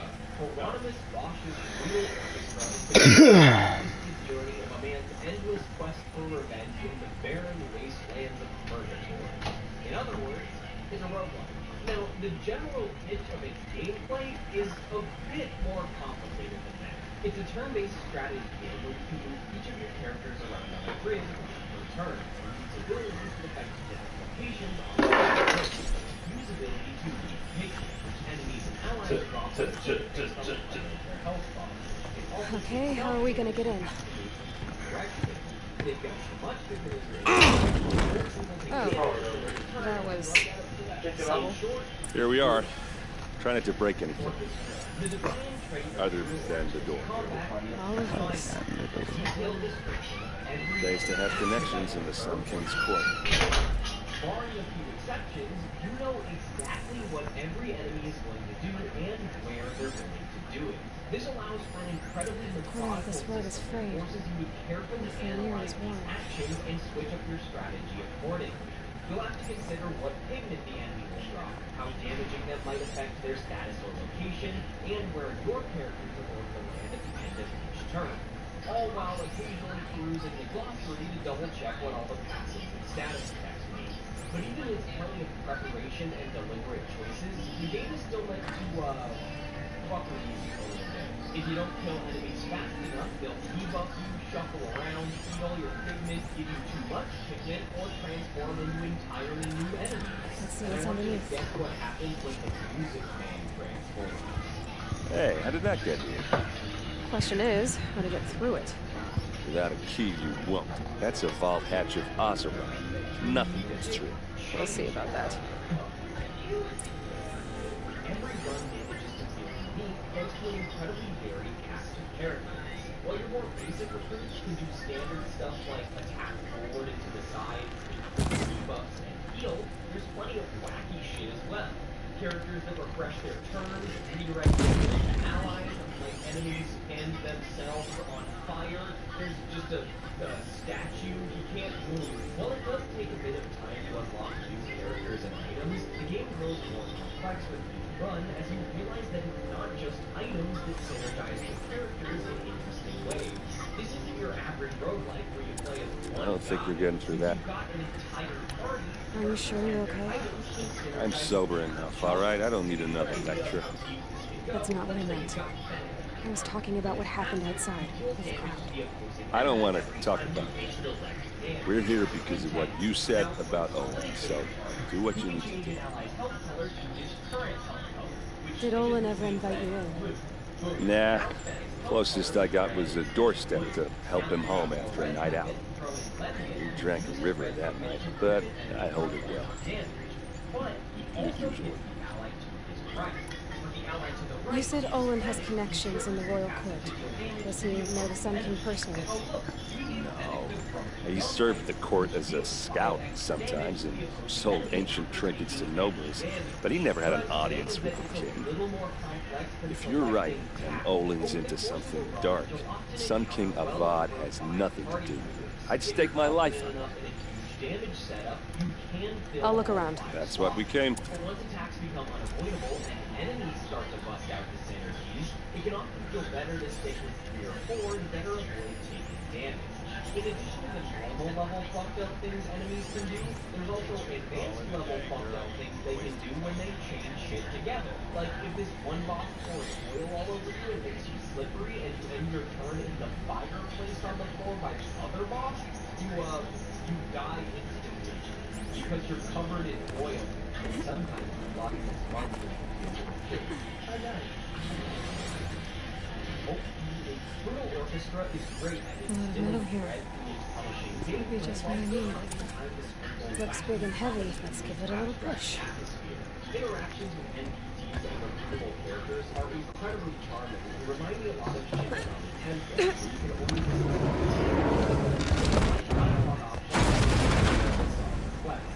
and everyone you talk to. I did say not to break anything, didn't I?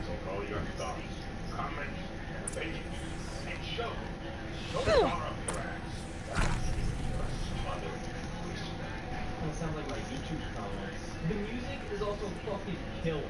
I know it's hard to differentiate the soundtracks when I say just about every one of them is good, but Brutal Orchestra is fantastic. Serve and they live.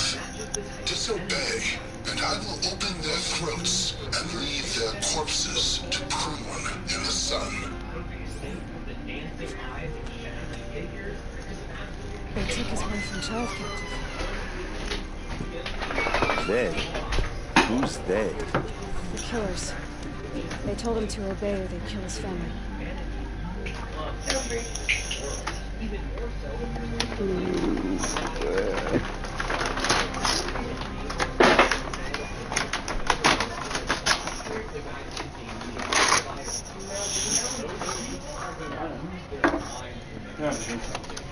There's not much else left for me to say, other than that in addition to being charmed by every single piece of this aesthetic, the pixel art, the writing, and the music, I genuinely think this is one of the best turn-based combat systems I've ever seen.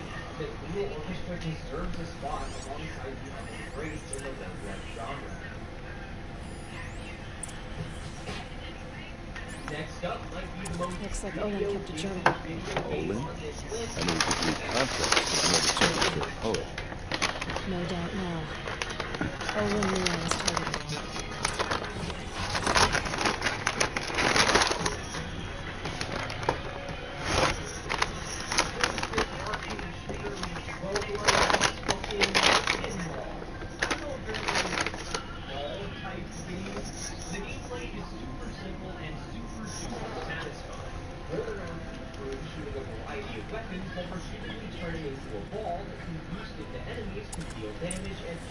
And now, the glyphs show places he visited.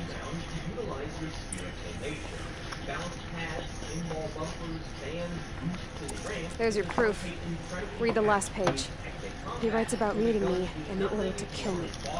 He called himself a friend. That backstabbing cheat. How did you learn to read the glyphs? And these things that you see, how do you do it?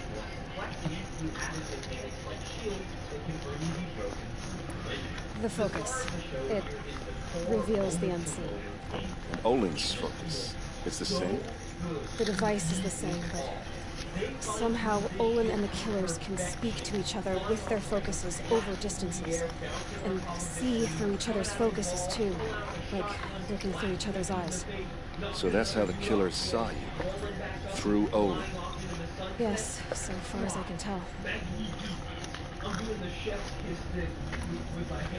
Now that I know where to find Olin, I should be on my way. All by yourself? Leave it to me. I'm faster on my own. Wait. If that device lets you see the unseen... Out of the way, Erend.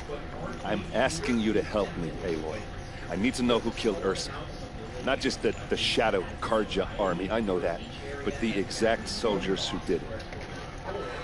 I'm sorry about your sister, but that's your war, not mine. Don't act like this isn't personal. You came here hunting the people who nearly killed you, who massacred your people. Why should you have justice and not me? Look, I'll head for Red Ridge Pass, where Ursa's body was found, and wait for you there. A few minutes of your focus is all I need. Don't make me beg. Red Ridge Pass, you said? I'll see what I can do.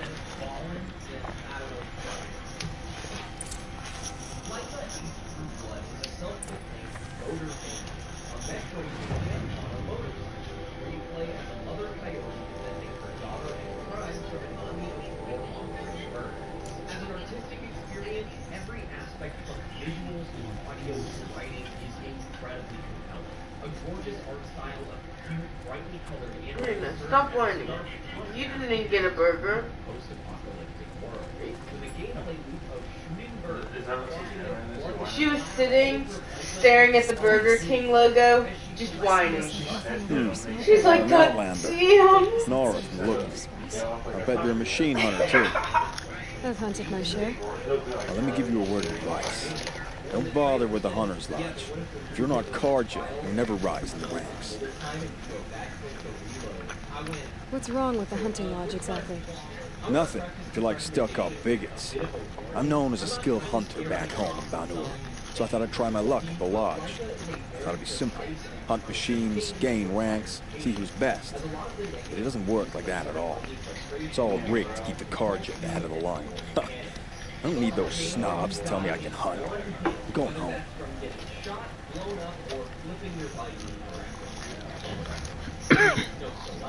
Are you saying that you have to be Carja to join the lodge? No, they take other tribes. But they have rules in place to keep outlanders from gaining ranks. When Sun King Avad took over, he promised a new day, Meridian open to all. But it's a sham. Sure, you can get a seat at the feast. You just can't eat the food. Sounds like someone needs to shake things up at the lodge. Maybe. But it isn't gonna be me. If you decide to go, be sure to give him a good old-fashioned Banuk farewell mark in my honor. A Banuk farewell mark? What's that? Piss on the floor. Preferably someplace they won't find it until it gets nice and sour.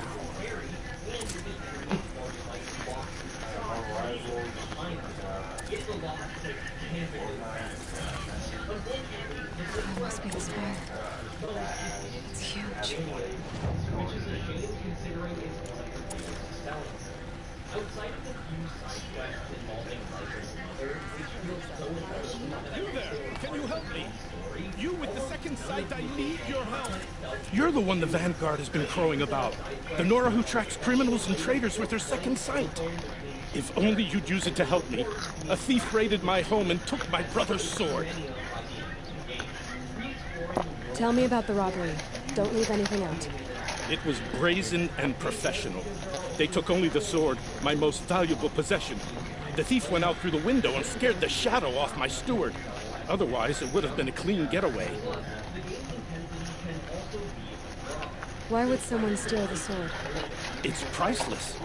Made from the burnished antler of a lancehorn, finely inlaid with studded stones all down the... Okay, I get it. Forgive me. That's not even why it's important.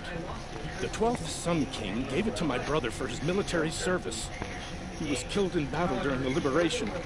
I was saving it for my nephew who's stranded at Sunfall with the Carja in Shadow. How did your nephew wind up in Sunfall? Most of the old clergy backed the Mad Sun King, so when he fell, they ran out of fear of retribution. As an honor guard to a venerable priest, my nephew had no choice but to go with them. Now that my brother is gone, my nephew is my heir, so that sword really belongs to him. But after all he's been through, I won't be able to look him in the face if I don't get it back. I'll see what I can do about the robbery. Have a word with my steward if you need to. He saw the thief escape. All I want is the sword back. She just has a back. Meridian And and my it's because family. people were asking her if she's going to watch it. He's like, I've got can ask you things that people say on the internet about you, and you tell me they're true or not true. And she was like, I just think they don't understand the context. And my logic is, what context do you have a baggie of ashes in your purse? Like, specifically a Ziploc bag.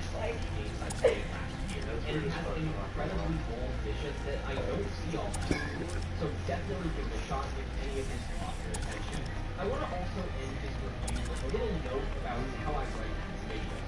I tend to get nervous when straying too far into saying my gripes for the game will make this indie games you should try series feel less like third-party suggestions and more like critical reviews. But I definitely play more than my fair share of games. And when something makes it into review videos, it usually means I enjoy it. And my criticism comes from a place of oh my god. To an otherwise one-dimensional rather than scaring people away from trying to experience. Let's face it, the only perfect game about the universe.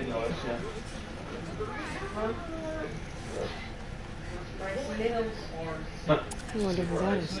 The old bullet hell games can't even beat the second Oh, I like that. Basketball. Hi there, Outlander. Name's Vilgun. Did you come to the city looking for work? Good shot. Enough to buy garb more becoming of your... Okay, stop there if you want me to hear you out. I only meant a well-molded woman such as you. I heard an interesting rumor about a Banuk camp. Tame machine.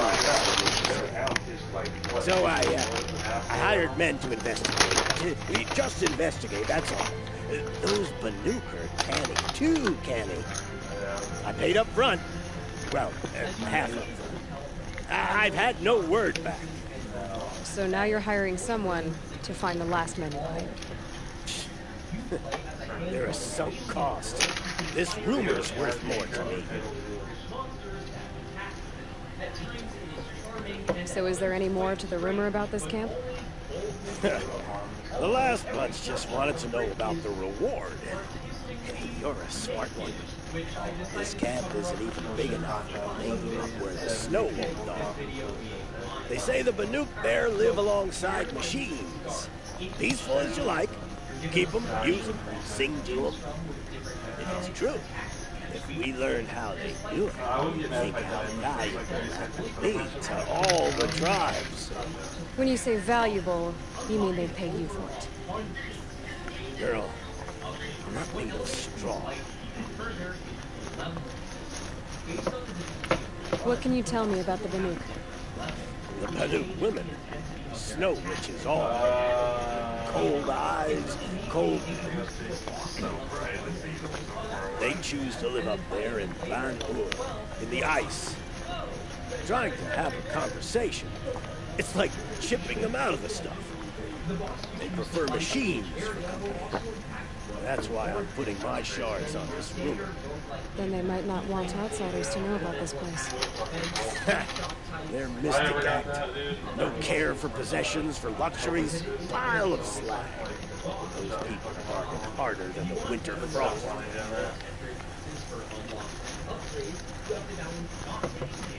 Are you some kind of merchant? You don't seem to have any wares. More of an explorer. But you send other people to do your exploring. All right, more of an opportunist.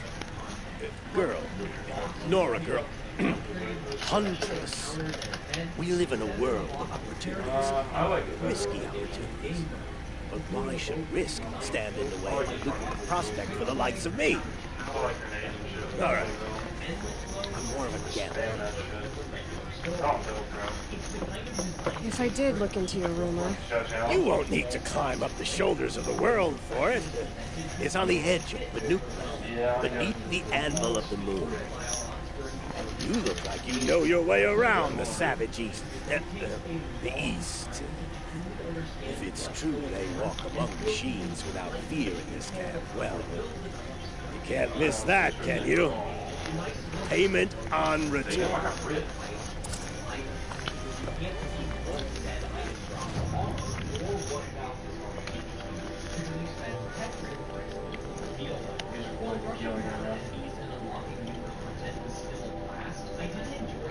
Dragon's brother. A that girl. A that girl. A that girl fucking dead.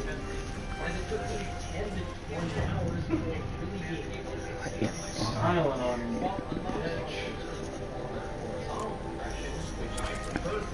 Yeah, keep flexing, buddy. From player character upgrades to bosses, to 5 types of gifts, to encounters, to event descriptions, to with all this content, Void Range becomes a fucking shield or nightmare. If you like fighting bosses over and over again at different difficulties without getting into rainbow levels, or dude, I'm kind of worried too, because there's nothing going on the fucking wall. You both stick out so fucking much. I got ripped instantly. My hitbox was massive. Then Void Range will be your game. It's the kind of game where you beat it for the first time and your save file says 2.2% completed, and you go, oh. I've dropped nearly 30 hours into Void Range, and my save file is 40% from the fact that I scored that much time as is, despite the being backlog, means I very much think it's worth time and money. I've also saved my favorite detail last. At least the info I was able to my god. I'm guessing like over 400 hours. Oh my god. You put 800 hours into Madden 20? That is nuts. Did you say 800? Yeah, Aiden put 820 hours into Madden 20. The game was only good for a year. Oh, sorry, 890. My bad. Wow. That game was only good for a year. Bro, every day after school. Did you have that Barry Sanders on that game? I bet you had that nuts Barry Sanders. You saw the thief make a run for it? My back was to the wall, you see? Wasn't expecting someone to crawl out the window. He ran past me, dressed in gray, clutching the sword. That's all I saw. By the sun, my heart nearly seized up.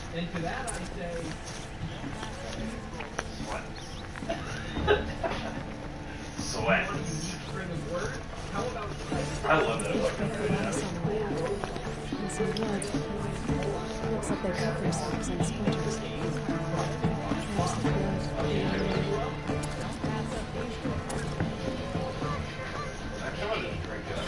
No blood. I'm still on the trail. Passionately dedicated to aesthetic, Picayune dreams 896 physical goal, an aggressively hectic experience that drills into your brain until you're so in the zone you don't feel like playing anything else until you've seen it through the end. Mine was Madden 22. I think I had 300 something hours. Someone must have seen it. A nightmarish journey through space where you shoot at 3D models of talking Madden 1 and Madden 22 were nice. Well, that's the best. Madden 20 was the best year. After the incredible success of Empire Survivors, well, 21 didn't get good till Christmas, and then 22 was sick. I love 22. They had the Zero Shelton team. You're looking for artifacts? Yes, but I work on their behalf. There was this Deion Sanders You ready? card that had like 96 feet. It was so fucking nice. Allowing you to choose from green random upgrades, which can be weapons like saws, yo-yos, and walk-on missiles, or more passive offense like Come on back if you find any Banuk goods. I pay well for Banuk relics, Outlander. You'll be confronted by a boss as they give you a full health barrage where you try to survive against I had this drop card, and I literally Found any Banuk relics in the wilds, Outlander? because they drop caught everything. Dropping all stuff fast. Every year. Did someone run past here, holding a sword? Sure did. He grabbed some linen off the stand here and took off down the stairs behind you. He was breathing, so maybe he needs a binder. Blast it! That was expensive cloth. I can't believe I paid for that thief's bandage. I don't think that Connor wants to play with you right now. And I don't think Connor wants to give you a fry. So go later. So jump around the ship. Oh, I almost. After experimenting with every upgrade, trying out a handful of combinations, I quickly discovered a good that I just kept running it in my routine. If the thief came this way, there's only one way he could have gone. Forward. I found him! Push him, please, push him, please. Yes, I headshot him. No sign of the thief. Someone must have seen him go by. Oh my god, I'm going to kill him, bro.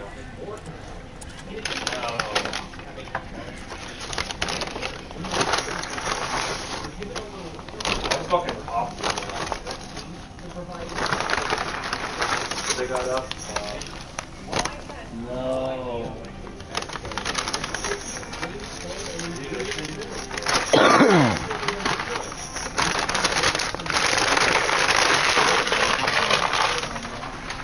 No! Get a blue tag.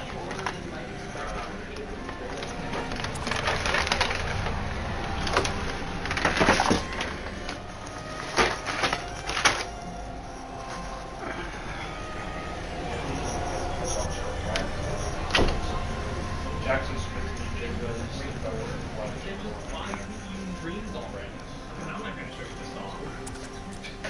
He's fucking nuts. He gets like 20 Brace yourself, buckle up. He's their Tyler Lockett. Babe, Cindy Tyler Lockett. do you know that Mila Kunis was like born in Russia? Yeah, I did. I didn't know. That would make sense. I didn't even know she was Russian.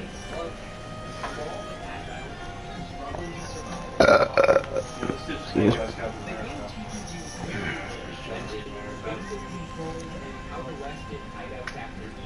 Did you see anyone run through here? He would have been holding a sword. Yeah, almost crashed into me too. He ran down the stairs here and went down the lift. No way you'll catch him now. I didn't see a sword though. He wasn't carrying anything. Not a damn thing. Just ran like his ass was on fire. The thief must have ditched the sword. But where? Maybe he had help. That merchant stall would have been a convenient drop-off. I know, we're gonna lose. I didn't finish the first try. Got there from the industrial complex. I'm gonna climb the wall next.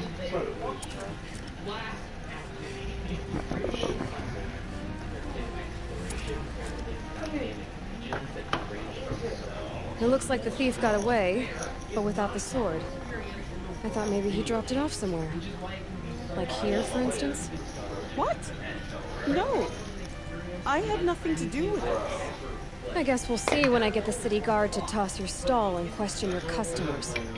Hold on. There's more to this.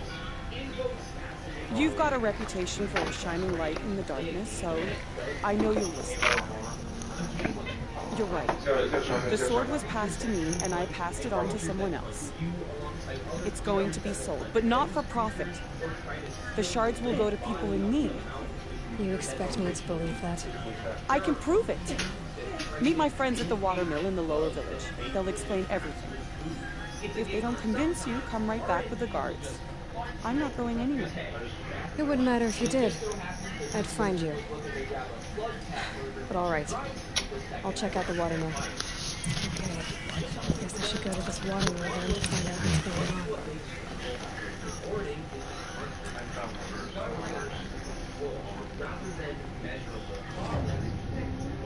Rita, why are you crying?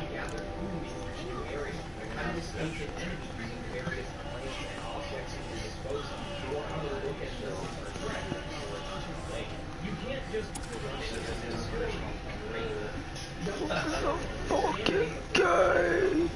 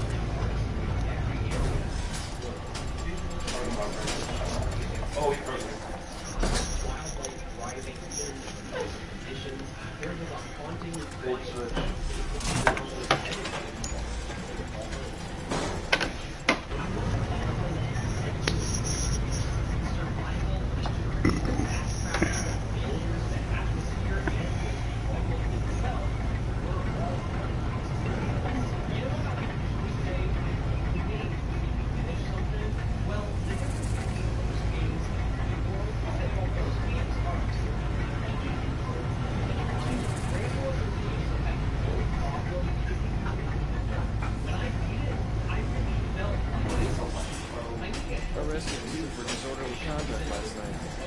Just want to know what they were doing. I love that. It's so funny. Like, if I put this area on screen, That was way better. You should have been thorough.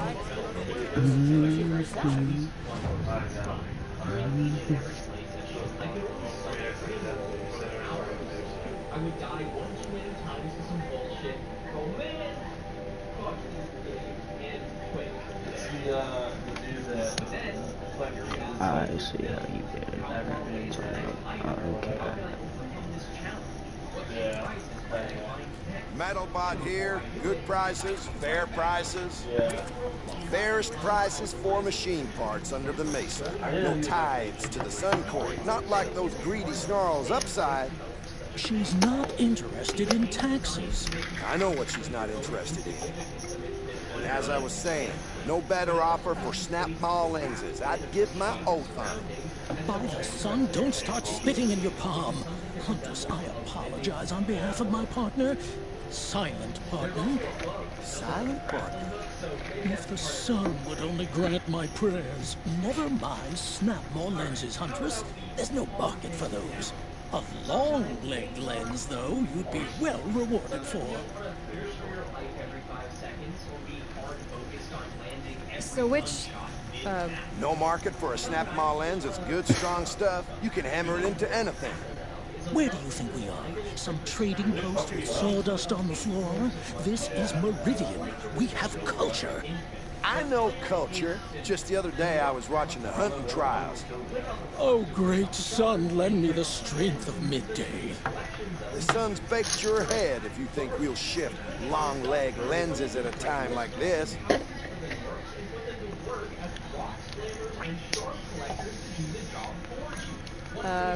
Hello? I've told you as many times as the spire is tall, craft and artisanship is who we are.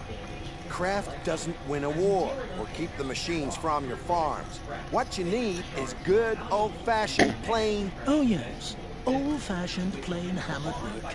If ever something glittered, you'd throw it back. If Carja had built that elevator, they would have stopped at a good-looking shaft. All those years of delving and never found a sense of humor.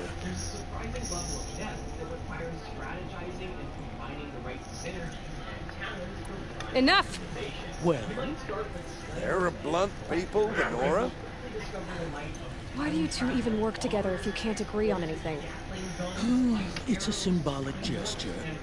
No tithes to the Sun Court. Like I said in the beginning, Reneen. Just tell me which part you want. A long leg lens. A snap mall lens. Fine. I can see that you're busy. Wait. You drove her off. Snap mall lens. What do you say? I drove her off? That's rich. Listen, Huntress. Long leg lens. Scroungers, bring us your medal. Too fancy, but... Scroungers? What kind of brutes you trying...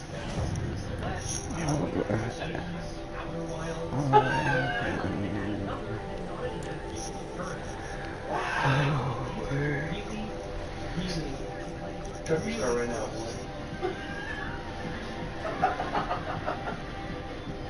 to attract? We were agreed. I do the calling, you do the counting. I wouldn't say agreed.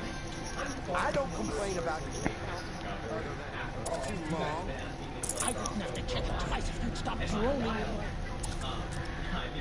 5 years. Sorry, I was busy that day. It's kind of hard to write for this one because there's a lot set inside a fictional MMO called Crossworld. Crosscode is an action RPG with robust combat system, heaps of exploration, and massive Zelda-inspired puzzle dungeons. And that's the tip of the iceberg. So let's start with exploration. In addition to bustling towns, NPCs, side quests, and trading stores, the various regions of Crosscode are kind of like huge outdoor dungeons. A bunch of interconnected rooms with enemies, items, and puzzles that can span past the map. Every time I reached a new area, I found myself exploring for hours at a time to uncover as many little secrets as I could, even though it would have only taken a few minutes to run straight to the next town. As you progress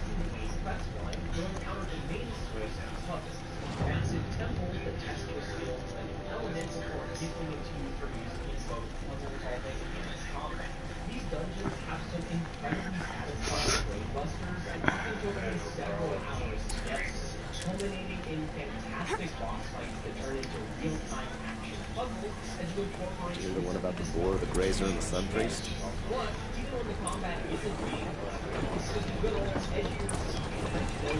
I was told to expect you, Aloy.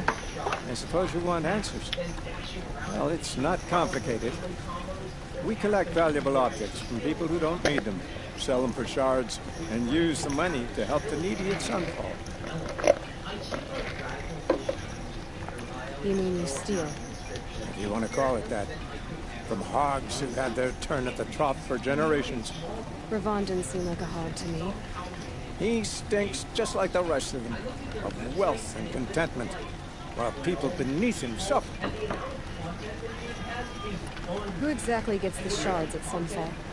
Not the bastards in the fortress.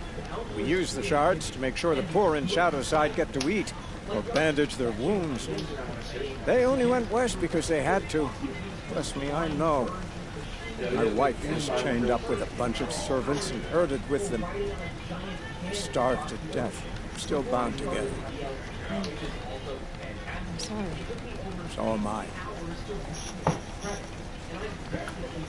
Where's the sword now? Safe. I haven't sold it yet.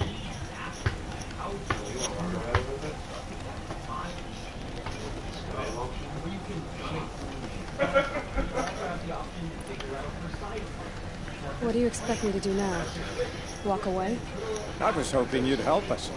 They say you can track like a stalker. Well, my partner, Nassan, disappeared near the branded shore. He was bound for Sunfall, along with an entire shipment of food. If you found that, you'd be helping a lot of people.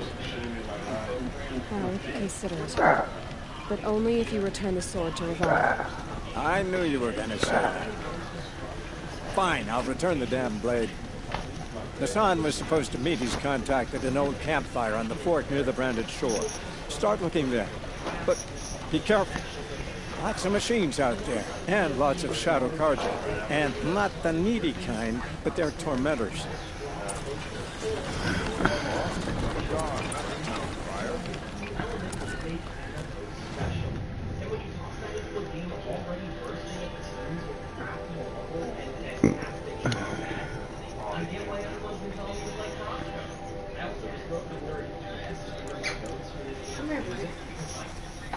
Oh!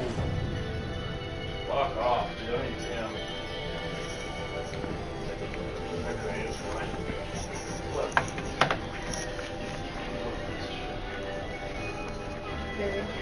What? Just go again. I'll figure out more. Alright. As he's standing with the wall of there is something about the process. My leg's asleep. You just almost took Connor out, nigga! You want to drink this? I mean, She said, you God want to fucking damn, drink? give me a taste. You want this water?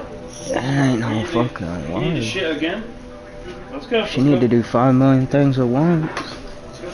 She's like, damn, I just want all of it. You wanna go out? I want everything.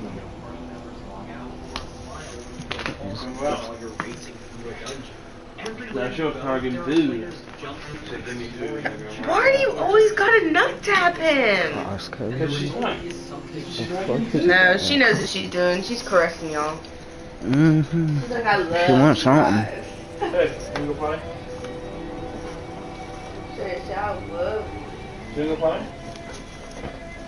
You know Cargan? Nah. She said, God damn what you got over here. Let me go try to get her order on her.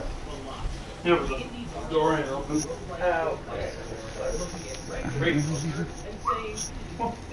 adequately obliterate the pleasure centers of our monkey brains. It needs more. For the uninitiated, Electro is a polar It sounds a bit strange at first, but I promise you it is absolutely phenomenal. In each round, you're put up against a blind that requires your by playing a hand of up to 5 opponents are worth a certain amount of chips based on their rank, and fishing pools on your hands like flushes will give you more chips and multipliers right off the bat.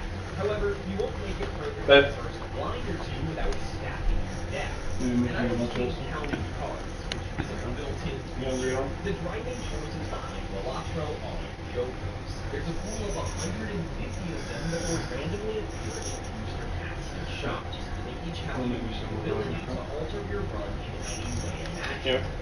From adding multipliers for certain hands and cards, to bonus interest on round wins, or a credit card to go into debt in the shop. You can even get jokers that copy other jokers to form insanely powerful combos. In addition to jokers, there are tons of secondary modifiers. Planets to level up the value of specific hands, special acts to drastically gamble with your deck, and tarot cards to do all sorts of shit. In Balatro, it is very possible and encouraged to manipulate your deck to an insane degree, turning cards into gold or flash, rearranging beats so that almost every card is a heart, or duplicating enough of the same card to start playing secret hands like 5 of a time. But while the average human may think that tarot cards, spectral cards, planets, modifiers, skip tags, and 150 jokers are enough, Balatro was made by the average human. You see, there's simply needed to be 7 additional entities with these modifiers, 15 playable decks, and 40 challenge runs for complete customized rule sets and starting motions. The challenge for one of the areas I think is the challenge right, because they help break up the formula of regular runs and force you to think outside the box. Strategy can be a otherwise empty rock. This is genuinely some masterclass roguelike design. The way each one can develop some independent of the last, but built with a single card can be just as powerful as the ability to play a royal flush, where a boss might usually come up with an entire strategy and force you to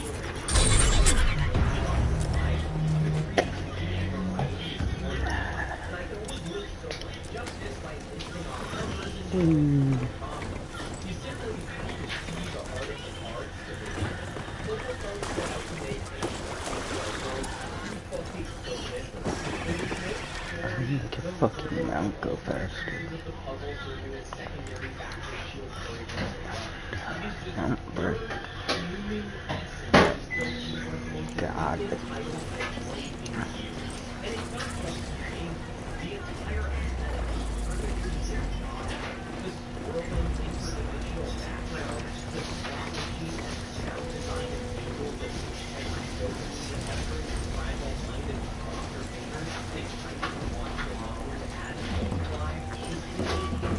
It's a Strider!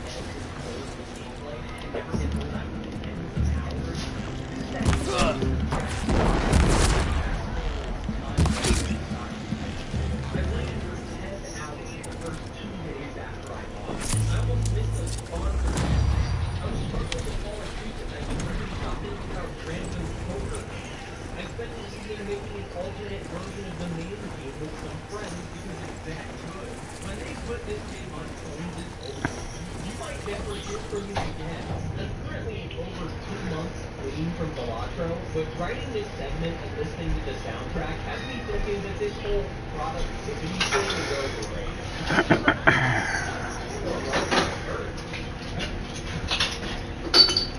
Penny's big takeaway is an intoxicatingly powerful platform design featuring stars. In these videos that's known for their work on they didn't make Star Mania, like several members from the PSU are now part of Unity Star, but it's a bit harder to actually cite sentence. Anyway, Penny's big breakaway is really very just an asterisk at the end of that sentence. Which I realize you can't. If you're a little timeline keeper, you may have noticed that this is one of the longest sections of this video. That's because I have trouble talking these days. But before I get to any of them, let me first say this. If you like 3D platformers, you should absolutely try these great. It's armed. So he's in trouble.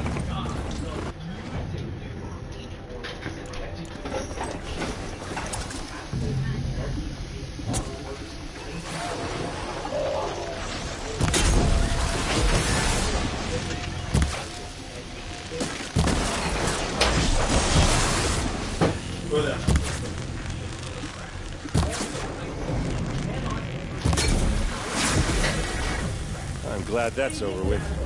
Thanks for the help.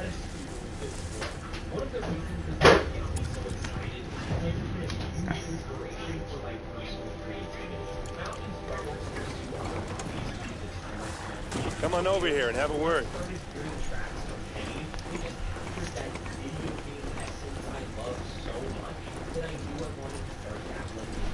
Come on, what are you waiting for?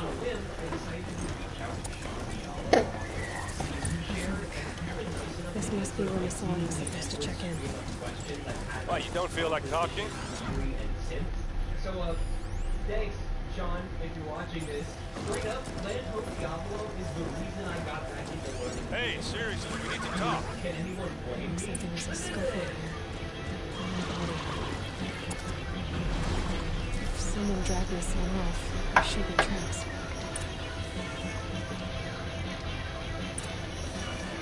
As you might have already noticed from looking at the gameplay, any movement is the most unique part of the experience. Here we are. Let's see where they went. It's clear some players did not buy the tech. Hell, I had only played a few levels, I also would have been upset about how slowly she accelerates when running. But if you make it past the learning curve, you realize that feet are nothing compared to the almighty power of a yo-yo. Unless you're picking up a secret collectible. The Shadow Kaj outpost. Let's hope Hassan is inside. She's coming for us!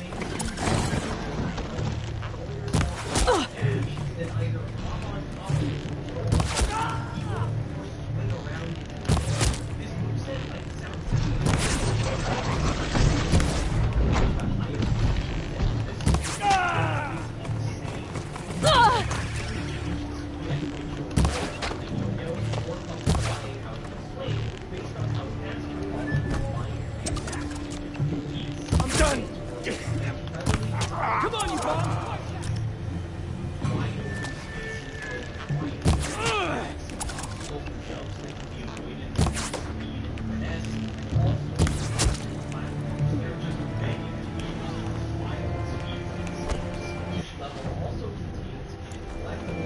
I've got Hassan all right. He needs help.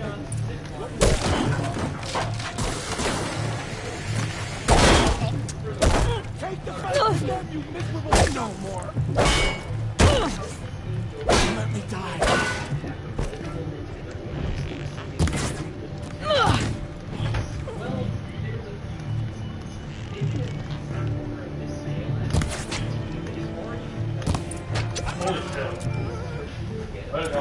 Kinjeev sent me. She's in Let's one of get you those out of watch. here. I thought that old This salt had happened abandoned was me. he had 87% Slap right back. security. Come on, this way.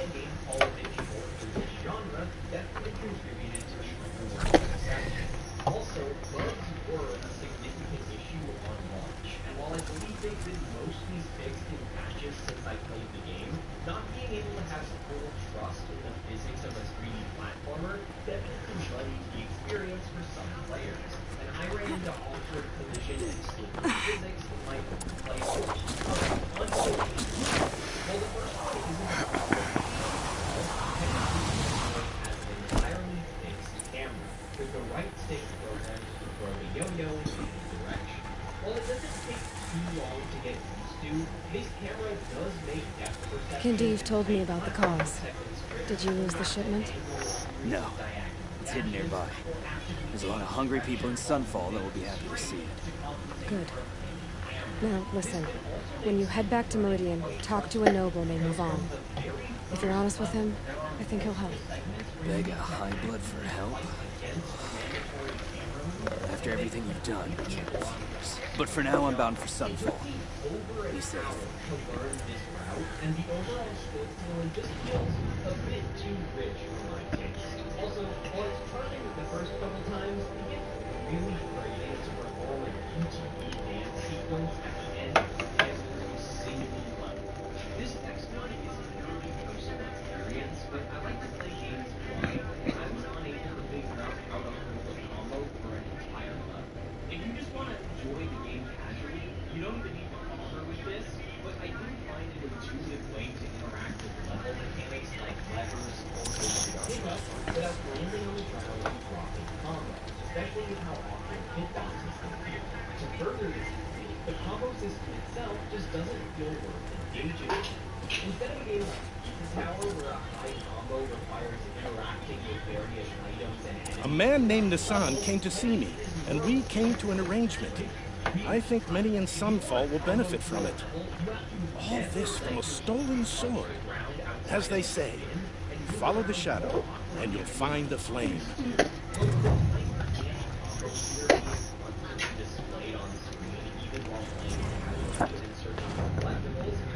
What the fuck? There. Go here first.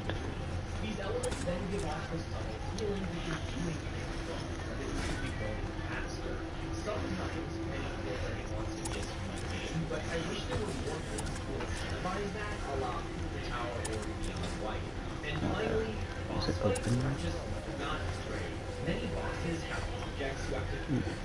Oh,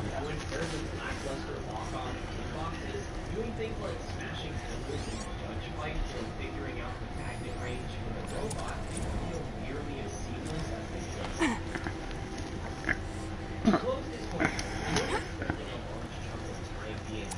Renora, I'm the mournful Naman.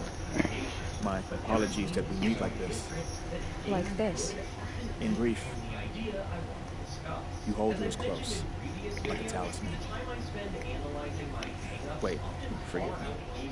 You didn't come for reparations? Someone you lost to the Sun Ring? No.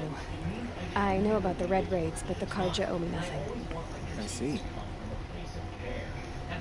Well, I could use the help of a strong-willed outlander. Then I would owe you very much indeed. These people seek to honor their loved, their lost, with their own voices, not mouthing Karja rituals to Karja stone. But there are obstacles. While Meridian holds its breath for any disturbance, these robes only tie my hands. Naman, rituals and prayers can't bring back those who are lost. No, but it can help those who grieve to find themselves. It can lend them strength and hope, like a new sunrise. I'm not gonna say the fun, but you can probably agree. It earned the underrated moniker for so many years that it became something of a joke with its community. The team at Astrocraft then spent 2 years carefully crafting their next title, a fresh, colorful spin. What kind of obstacles? The first pilgrim is an Oseram, who seeks to visit the Shrine of Kings on the road to the city. He waits there now, forbidden to enter by an old sun priest who suffered no evil. This Utaro lost her companion on the edge of the jewel, at a pool where snap moths gathered. The shrine was built there to ward off the machines. Its effectiveness leaves much to be desired.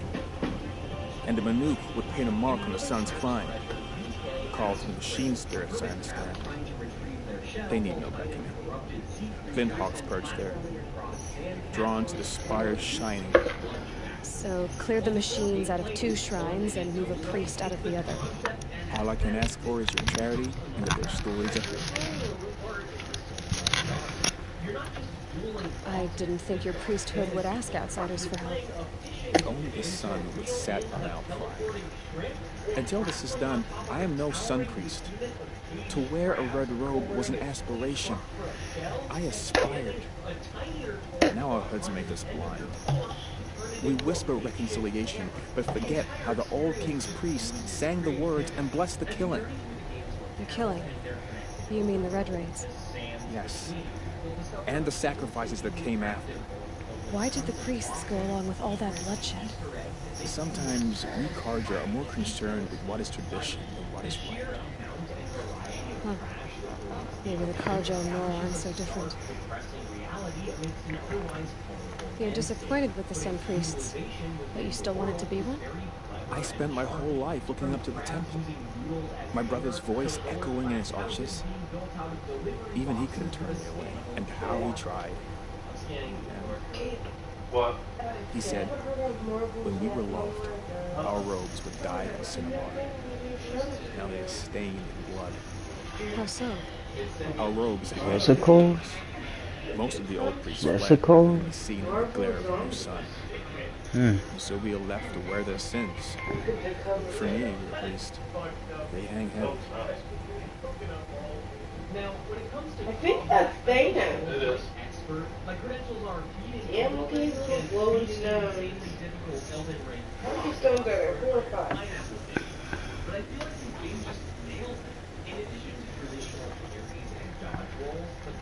Where is your brother now? He waits for me on the trail of the sun, I hope. He spoke out against the sacrifices. For a priest to question the Sun King's will, his punishment was worst of all. You lost someone you loved too. I'm sorry. No, not lost. When I took on these robes, I found his memory. I'll do what I can to help those in mourning. To honor their memories is to honor us all.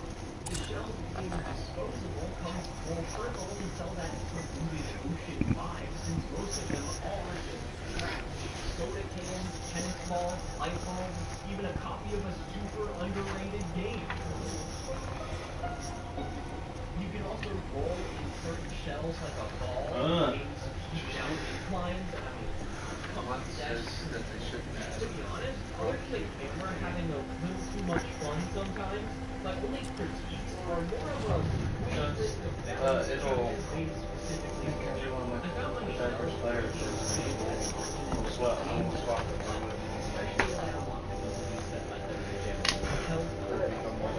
but they said, Johnson said they should add, the one thing they should add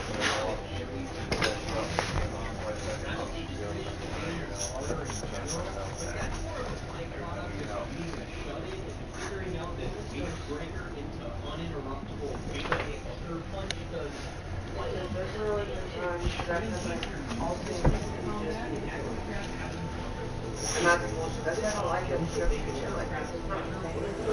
Because if those that are really good, it doesn't matter how many kills you have, how bad what you're doing.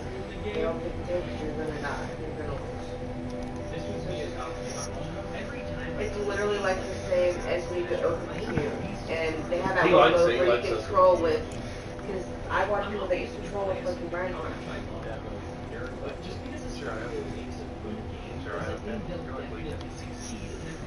Leaking? Whoever said that? Hey, your eye good, you leaking. You leaking. Are you good, bro? You're leaking, bro. Just so candidly. I'm not crying. Kind of thinking about OpenCube.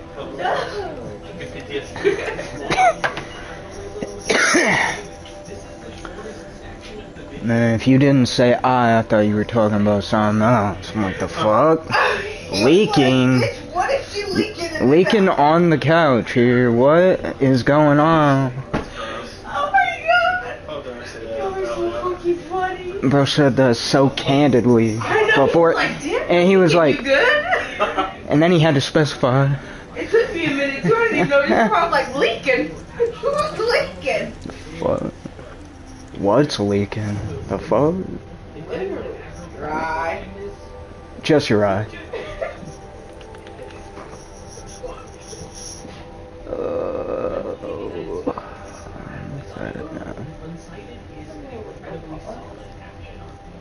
It's got all the essentials: cool weapons, high-speed combat, puzzle dungeons, and a bunch of unique movement abilities and alternate paths that turn it into a wildly non-linear experience.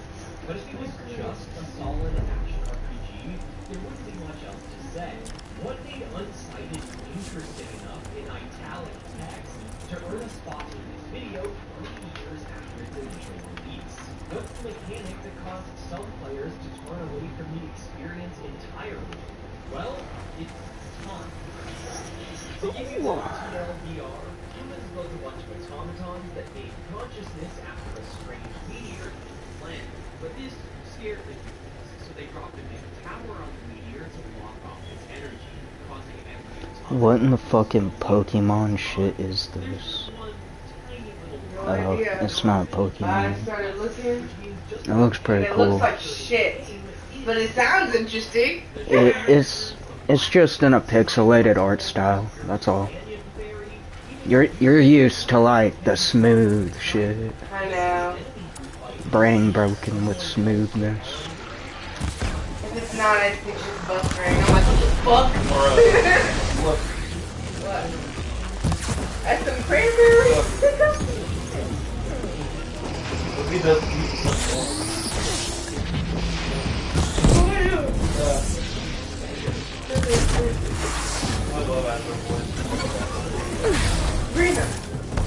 She's horny. She's horny. Trust me. She's horny. That's why. Yeah. See him when you said that? She's like, God damn it, you knew exactly what I need. Brina, he does not want you. I'm gonna fuck.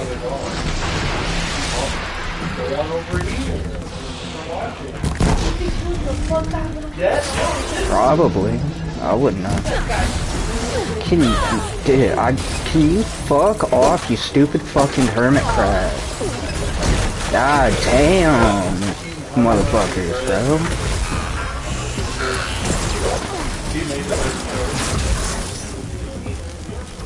Now I got fucking birds? Are you fucking me? God damn. Dead. Literally, think about like, even when people were in houses and stuff, there was a period where they were dirtier than what you did. Like, they just throw their shit and piss in the road, they didn't bathe, they didn't wash their hands, they didn't even know what germ was. And then they started getting plague, and instead of starting washing their hands, they just take a song and burn it out. And then they made a vaccine.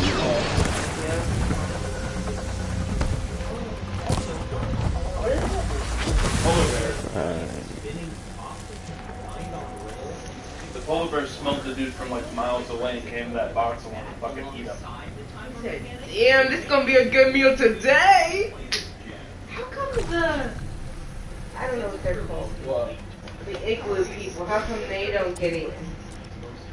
They steer away from polar bears? Well, what if they smell them? Well, they're fucking dead, probably. You don't think they kill them? No, they could Don't try. they be wearing It can happen. Yeah. I mean, they could try to kill them, they take a lot of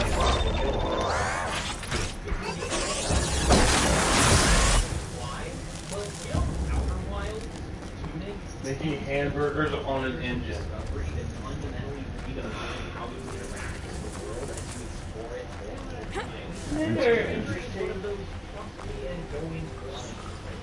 Bro, it's just heating up some White Castle.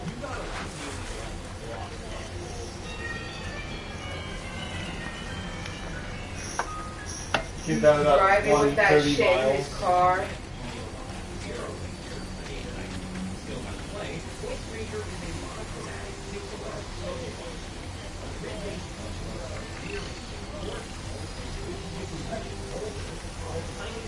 You are so goofy. I would be so paranoid.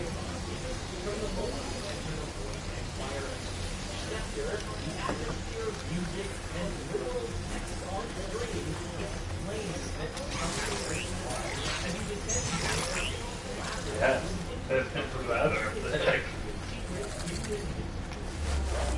No game is for everyone, but this statement is especially the case for Lloyd's Rage. It's one of my strongest recommendations on this list, but to the smallest people. If you don't like Sokoban style puzzle solving, I wouldn't bother with this one. I fucking hate it. They're so annoying. It makes me sad. The only person I can kill him It always with fucks is me up. Magneto. Many of them more than once. I can sometimes kill him with Mantis if I get my sleep. Outside of the game itself, I'd say like 70 to 80% of the Tower's going now. Keep moving. You'll eventually find new ways to fit the square block into the circle hole, but your ass is not getting out picking up the block. Hella should be number one, I'm not gonna lie.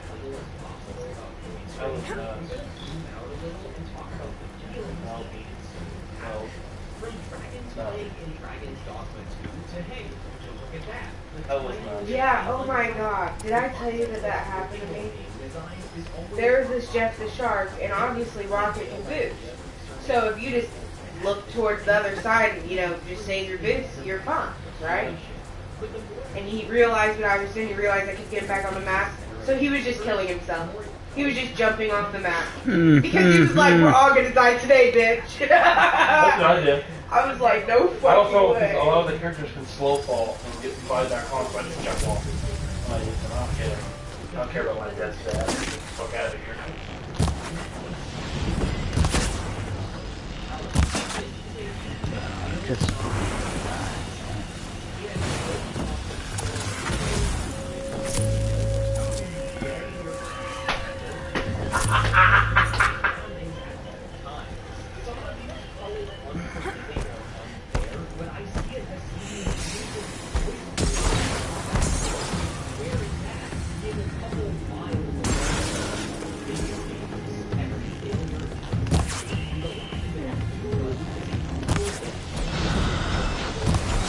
That's awesome.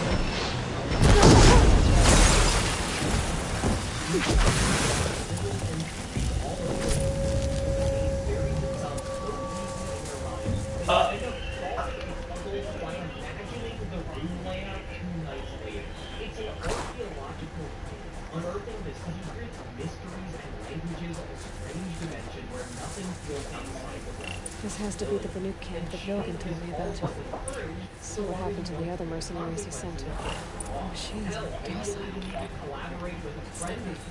They've been overridden. The concept of retracting hundreds of puzzles again and again may sound daunting, but the way every mechanic is repeatedly flipped on its head or split clean in half helps keep things interesting. Smoothing out all the rough edges would mean turning the game into something. Greetings, Nora. I am Tikuk. Shaman. I've never seen anything like this. The blue light is strong here. My people traveled far from the heights of Bangalore to experience it for themselves. The blue light. The light of the machine spirits. It is all around us. It settles upon us. This is how it used to be, before they grew angry. I know about the derangement, but I didn't think my machines were ever this calm. What is it about this place? We don't really know. We sing and we listen to the machine songs. The joke is that there's a game that is like that.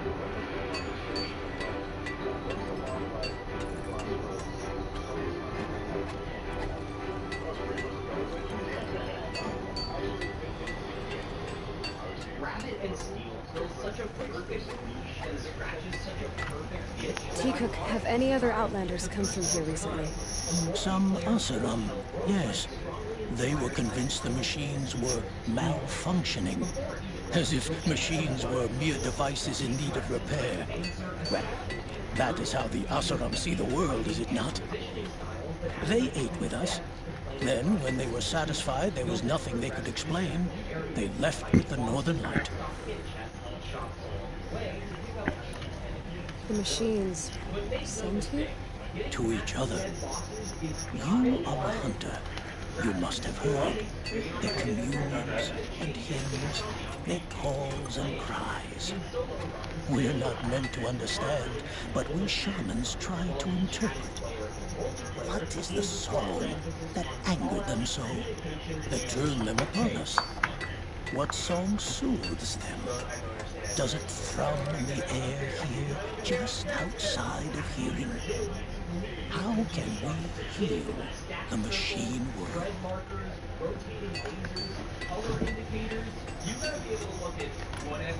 What's with the big guy? I was drawn to this place in a storm. At first, I thought the keening was the wind, snapping off the mountain's frozen face. But no, it was the Thunderjaw's song. I found it crouched on its haunches, its metal unmoving, and I took shelter beneath it. When the storm cleared, its singing done, Perhaps the spirit left its great shell. Or perhaps it slumbers and remains. So we have not stripped and gleaned this one. We treat it with the care it is owed.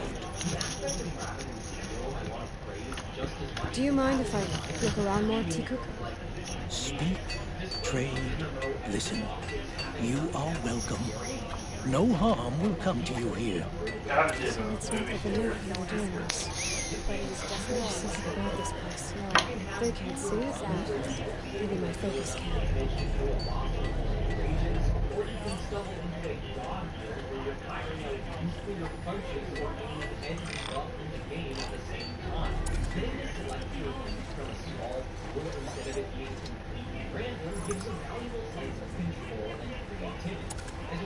The shamans say the herd's movement. Oh my god, I think he plays him so good. I love that show. And they never want to finish it with me. I've watched more of it than you.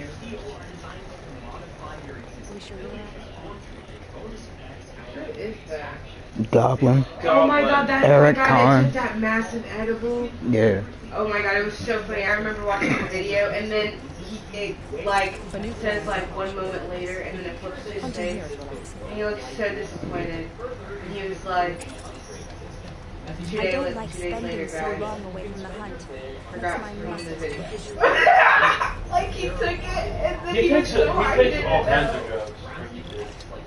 Like he does like coke and like. Nah, he was addicted to coke for a while. He was addicted to hard drugs in his 20s, like early 20s, because he... Not even in his 20s, he was in high school doing coke and shit like that. Addicted to it hardcore. Like Dope as Yola and shit. Type shit. Bro knows his connections in from his hometown. That's really all it is. Spirits aren't tested. Coke is so expensive. Nigga, like, his parents had that. Signal. What? There it is. Found it. There, signal. And the source is at the top of the mountain. I better look into it. That's my least favorite thing about that Assassin's Creed. This dude saying the best things about every Assassin's Creed, and for Black Flag he said the ship battles. And that's why I quit the game, because I couldn't win one fucking one.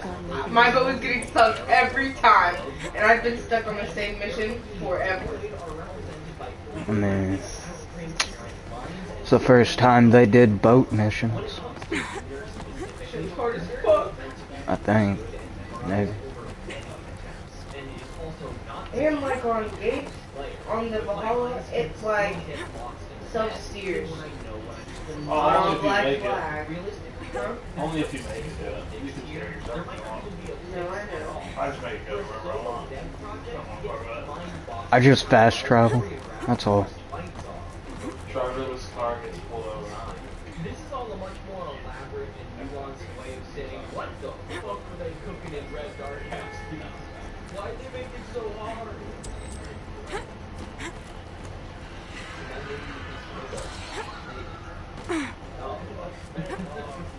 As challenging as Rabbit and Steel can get, I highly recommend it to anyone. Honestly, what would they do? You can't do it. Turks are just waiting. That sign, I guess. Jumping shard purses! Did Vilgan send you? I guess shards can buy them. That is so funny, though. Never mind. Nora, Bro, his Tesla was driving itself, and it got pulled over by cops. And he went up to him, he goes, plain as an anvil. That's what affects the he machines. said, did you know your The car other ran a stop bunkheads sign? take a He ticket. said, yeah, but I did it. But it's taken a beating already. He goes, Like so I got my ticket, right? He goes, yeah, your car did it. We tried to stop them. Yeah, your car did it. That's insane, though. Like, what Those if people Canuck will really be use that massacred. logic on Tesla? Like, it does Well, if self-drive. You two get out of here. Sounds like you've already done enough He damage. wasn't even in it. He summoned his car. That's their appraisal. Oh, he summoned the fucking car. That's hilarious. on the app, that's what it's called. I know. Yeah. And it came to That's hilarious. That it ran a stop Elon sign. Musk on Twitter said that he's gonna make his own version of Uber with What have you done? driverless Teslas. Who are you? You're not one of those Banuk.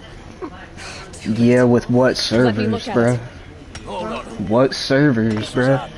Bro has SpaceX, Tesla, and now has a governmental role. What servers is he gonna use for a self-driving Tesla app? That's like Uber. He convinced Trump basically to God. What's it worth to you? He gave him his. I'm pretty sure Trump is. I'm pretty sure like Trump is very annoyed by him. I think I would be, but that's just me. I don't know. I think they're the same person. They literally do not give a fuck what anyone thinks. Rich people be rich people, and Water buffalo. Traffic malfunction. What the fuck is a buffalo? Oh, frog legs. I heard frog legs. They like move. the way you just said, "What the fuck is a buffalo?" Kangaroo. $200 a pound. They've already started attacking. Keep your distance. Hunters, The defend hunt camp. is back. Do what you must. Not the hunt.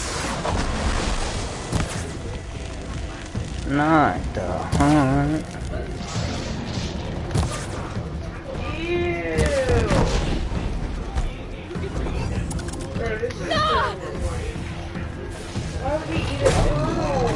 Yes. Roar and rend in me. I don't fear it. Did I kill them? Say goodbye. No.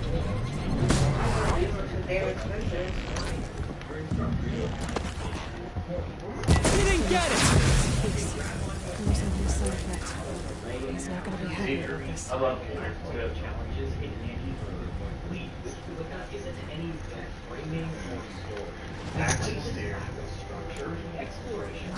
It looks like a little mini ribeye. Oh, him job.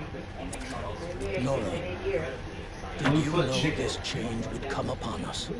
Not exactly. Cat. Oh my Although, there is a lot changing in our world. This time it was outsiders. Those Oseram thought. The Oseram do not think. They will never understand the balance between us. What is pneumonia taste or ammonia taste like? Ammonia? The fucking shit in cat litter? Yeah, he said that's what bobcat tastes like. Yeah, how do you know what ammonia tastes That's like what I want to know. anyways? You didn't eat that shit? He said it tastes like what it smells like. When we teach the young to walk on shore, I understand that. Hotter. the secret is taking one step, then the next. Perhaps one day we will understand the machine. He swallowed his team and the enemy team and jumped off. Good luck, Tigger. That's so funny. That's actually hilarious.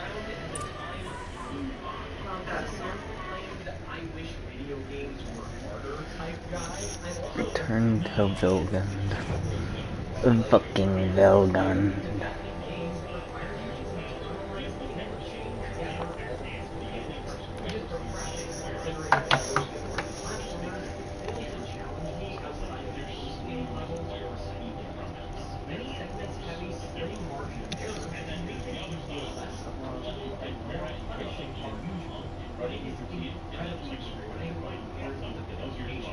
Comparing it to Crash games like getting over it feels rather disingenuous, but I will admit that these sections, like this one, where you have to castle where you have to do like 5 spin, jump, wall jump, grabs in a row, it's really frustrating. And the walk that shame back to the start of the platforming segment, you get a bit too fast for me.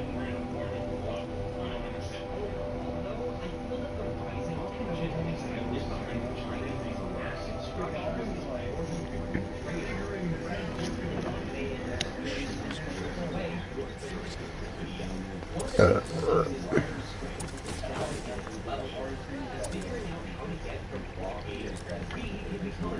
to find your next move, you may need to survey your surroundings for a moment by several access doors and walls that give you a spinning view of the world. At each Eureka moment, you feel just as rewarding as actually waking it up. Probably last one. To get the map of water will lead to It's like, almost like no eyebrows. Outlander, are you looking for... Wait, I know your face. You came back. How did we fare? Expensively. That's what I was afraid of. The tame machines. It's hard to explain, but there was a kind of signal that calmed them. Your men got greedy, so it's gone now. Gambling's a shoddy job, girl. I should have been a weapons dealer. That's steady work. Here, take it. The half I'd owed those hammer-handed chunks. Half? I finished the job. And what was it you said? Enough to buy a more becoming garb? What do you want? Carja silks? Ah, hoisted on my own purse strings.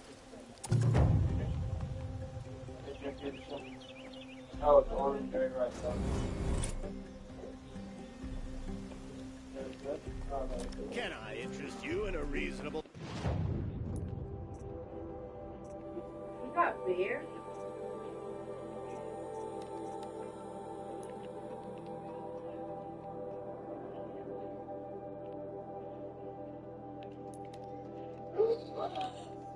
You have to show Connor. Restart that damn video. Not the first one. The first one's pretty sick, though.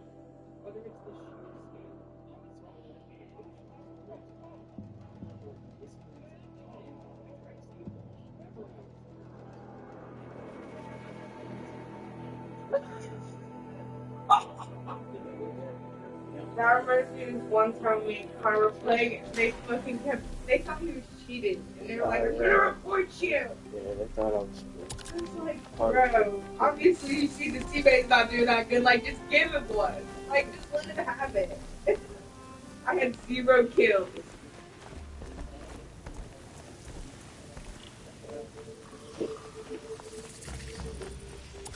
These will keep.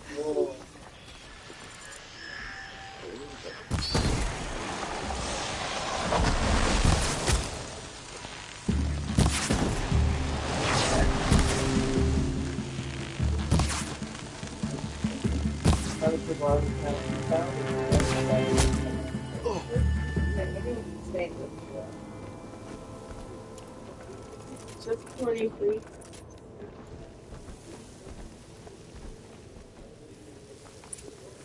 Fight or run. It's her!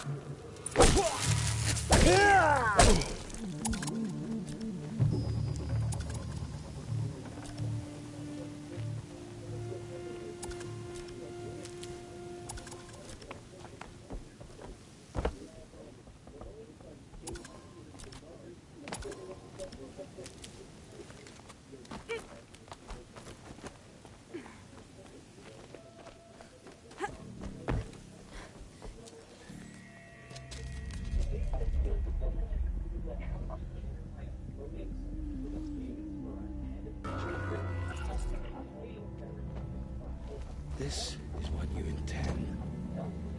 To bring these ancient things back to life. Their power serves us. Machine demons from beneath the ground. It's a nightmare. Nightmares, yes. The worst dreams of our enemies come true. Yes. Rise!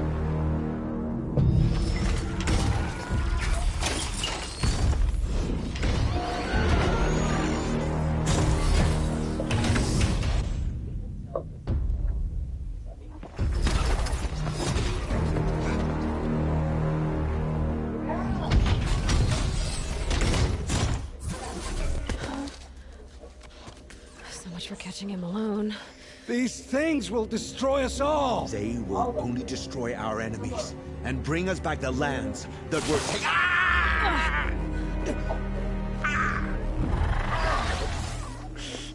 My focus. Stop working. Search the area. We may have intruders. Forgive this intrusion, Aloy. You left me no choice. Who is this? An interested party. Now, their focuses are disabled, but I don't know for how long.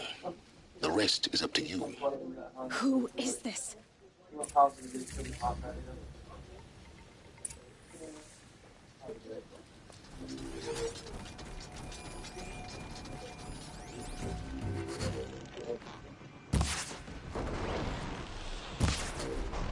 The Nora girl lives.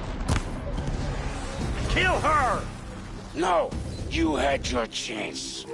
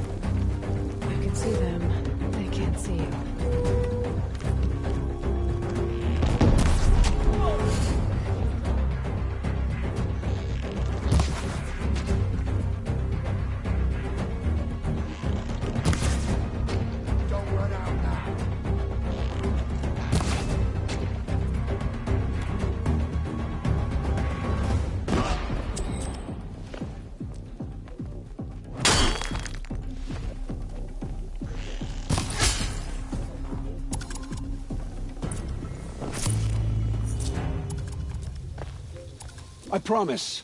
I'll tell you everything. I know you will.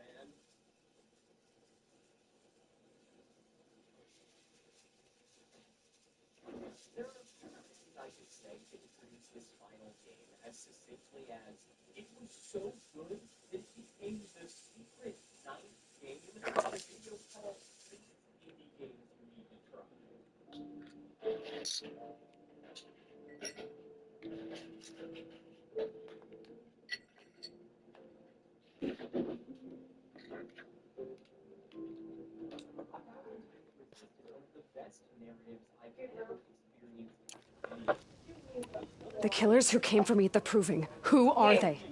The Eclipse. Some kind of holy warriors. A cult of the Shadow Carja. Shadow Carja? Except they're not like any Carja I've known. They don't pray to the sun. They worship some kind of devil. I'm not interested in their superstitions. Oh, it's not a superstition. Their devil is real. It has a name, a voice, the most terrible voice, and they do its bidding. You say this devil the Eclipse worship has a name? Hades. That's what they call it. Hades. And you've heard it speak? Steel to my soul. I heard. Just once, when it saw you. Such a voice. A cold, awful jangle. It scrapes your bones.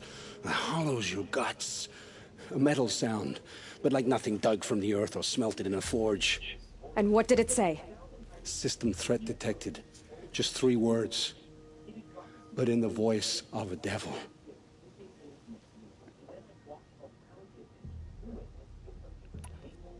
Why are the Eclipse digging up ancient machines? And how do they get them to work? I thought they wanted them for scrap, but they brought them back to life. Plugged some kind of device into the corpses so that Hades could whisper to them and call them from their grave. I've fought that kind of machine before. Are there others? Yes, the ones you fought today they called corruptors, but there are others, much bigger, bristling with ancient weapons. Those they call Deathbringers. I've only seen them buried in the ground, but after today, anything is possible. Sounds to me like they're raising an army. If so, the world will fall. And I helped dig the pit. The Eclipse were sent to kill me because I look like another woman. Older, maybe twice my age, short hair. Who is she? I don't know. My focus found her image once, in the ruins at Maker's End. Maybe you can find her there. You found her image in the ruins? How? There was a door. Beside it, a kind of ancient device that contained the woman's image. My focus recorded the location. You do look like her. Is she your mother? I'm the one asking questions. What are these Eclipse cultists after, besides me? They never said. But given the Carja Civil War, they must want to overthrow Sun King Avad and take Meridian back. What do I have to do with that? I don't know. When they attacked the Proving, a man came for me. Tall, strong, dead eyes. Helis. And who is he? The Terror of the Sun. Stacker of corpses, we Oseram called him, when he was the Mad Sun King's champion. If only he'd died with his king. But now he leads the Eclipse. I tell you, he's the most dangerous man alive.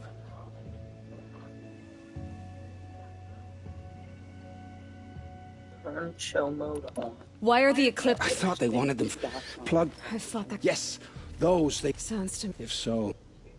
How did the Eclipse recruit you? I know they took your family hostage, but why you? I was a scrounger.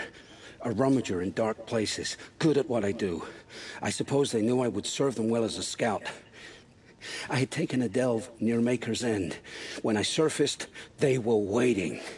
I laughed when I saw the priest. But then he showed me Helis's encouragement. I didn't laugh after that.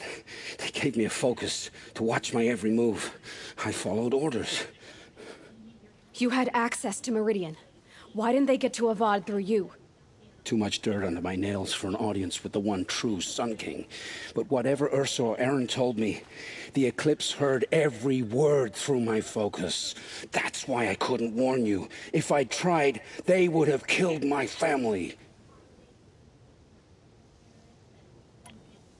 I've heard enough.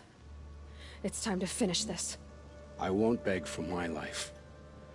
But if there's any mercy in you, free my family. Please. Where would I find them? My focus recorded the location. There are always guards there. You look like you can handle yourself.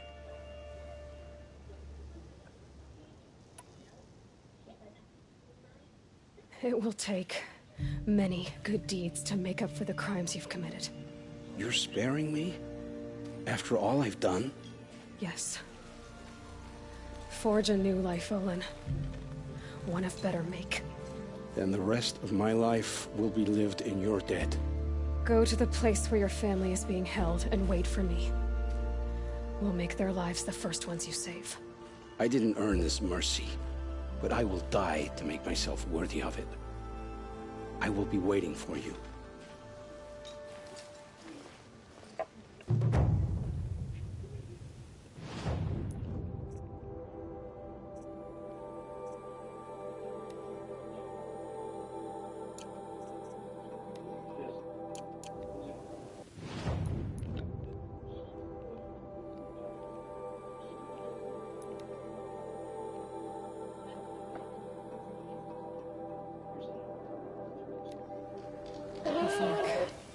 This must be where Nassan was supposed to check in.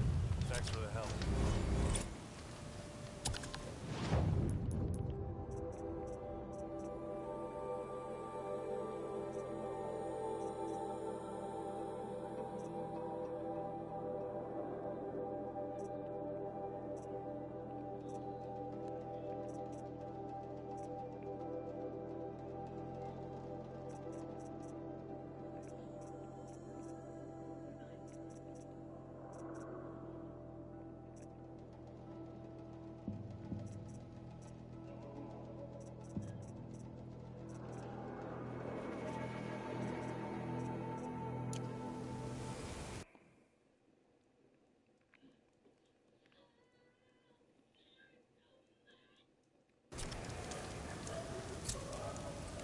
Come on over here and have a word.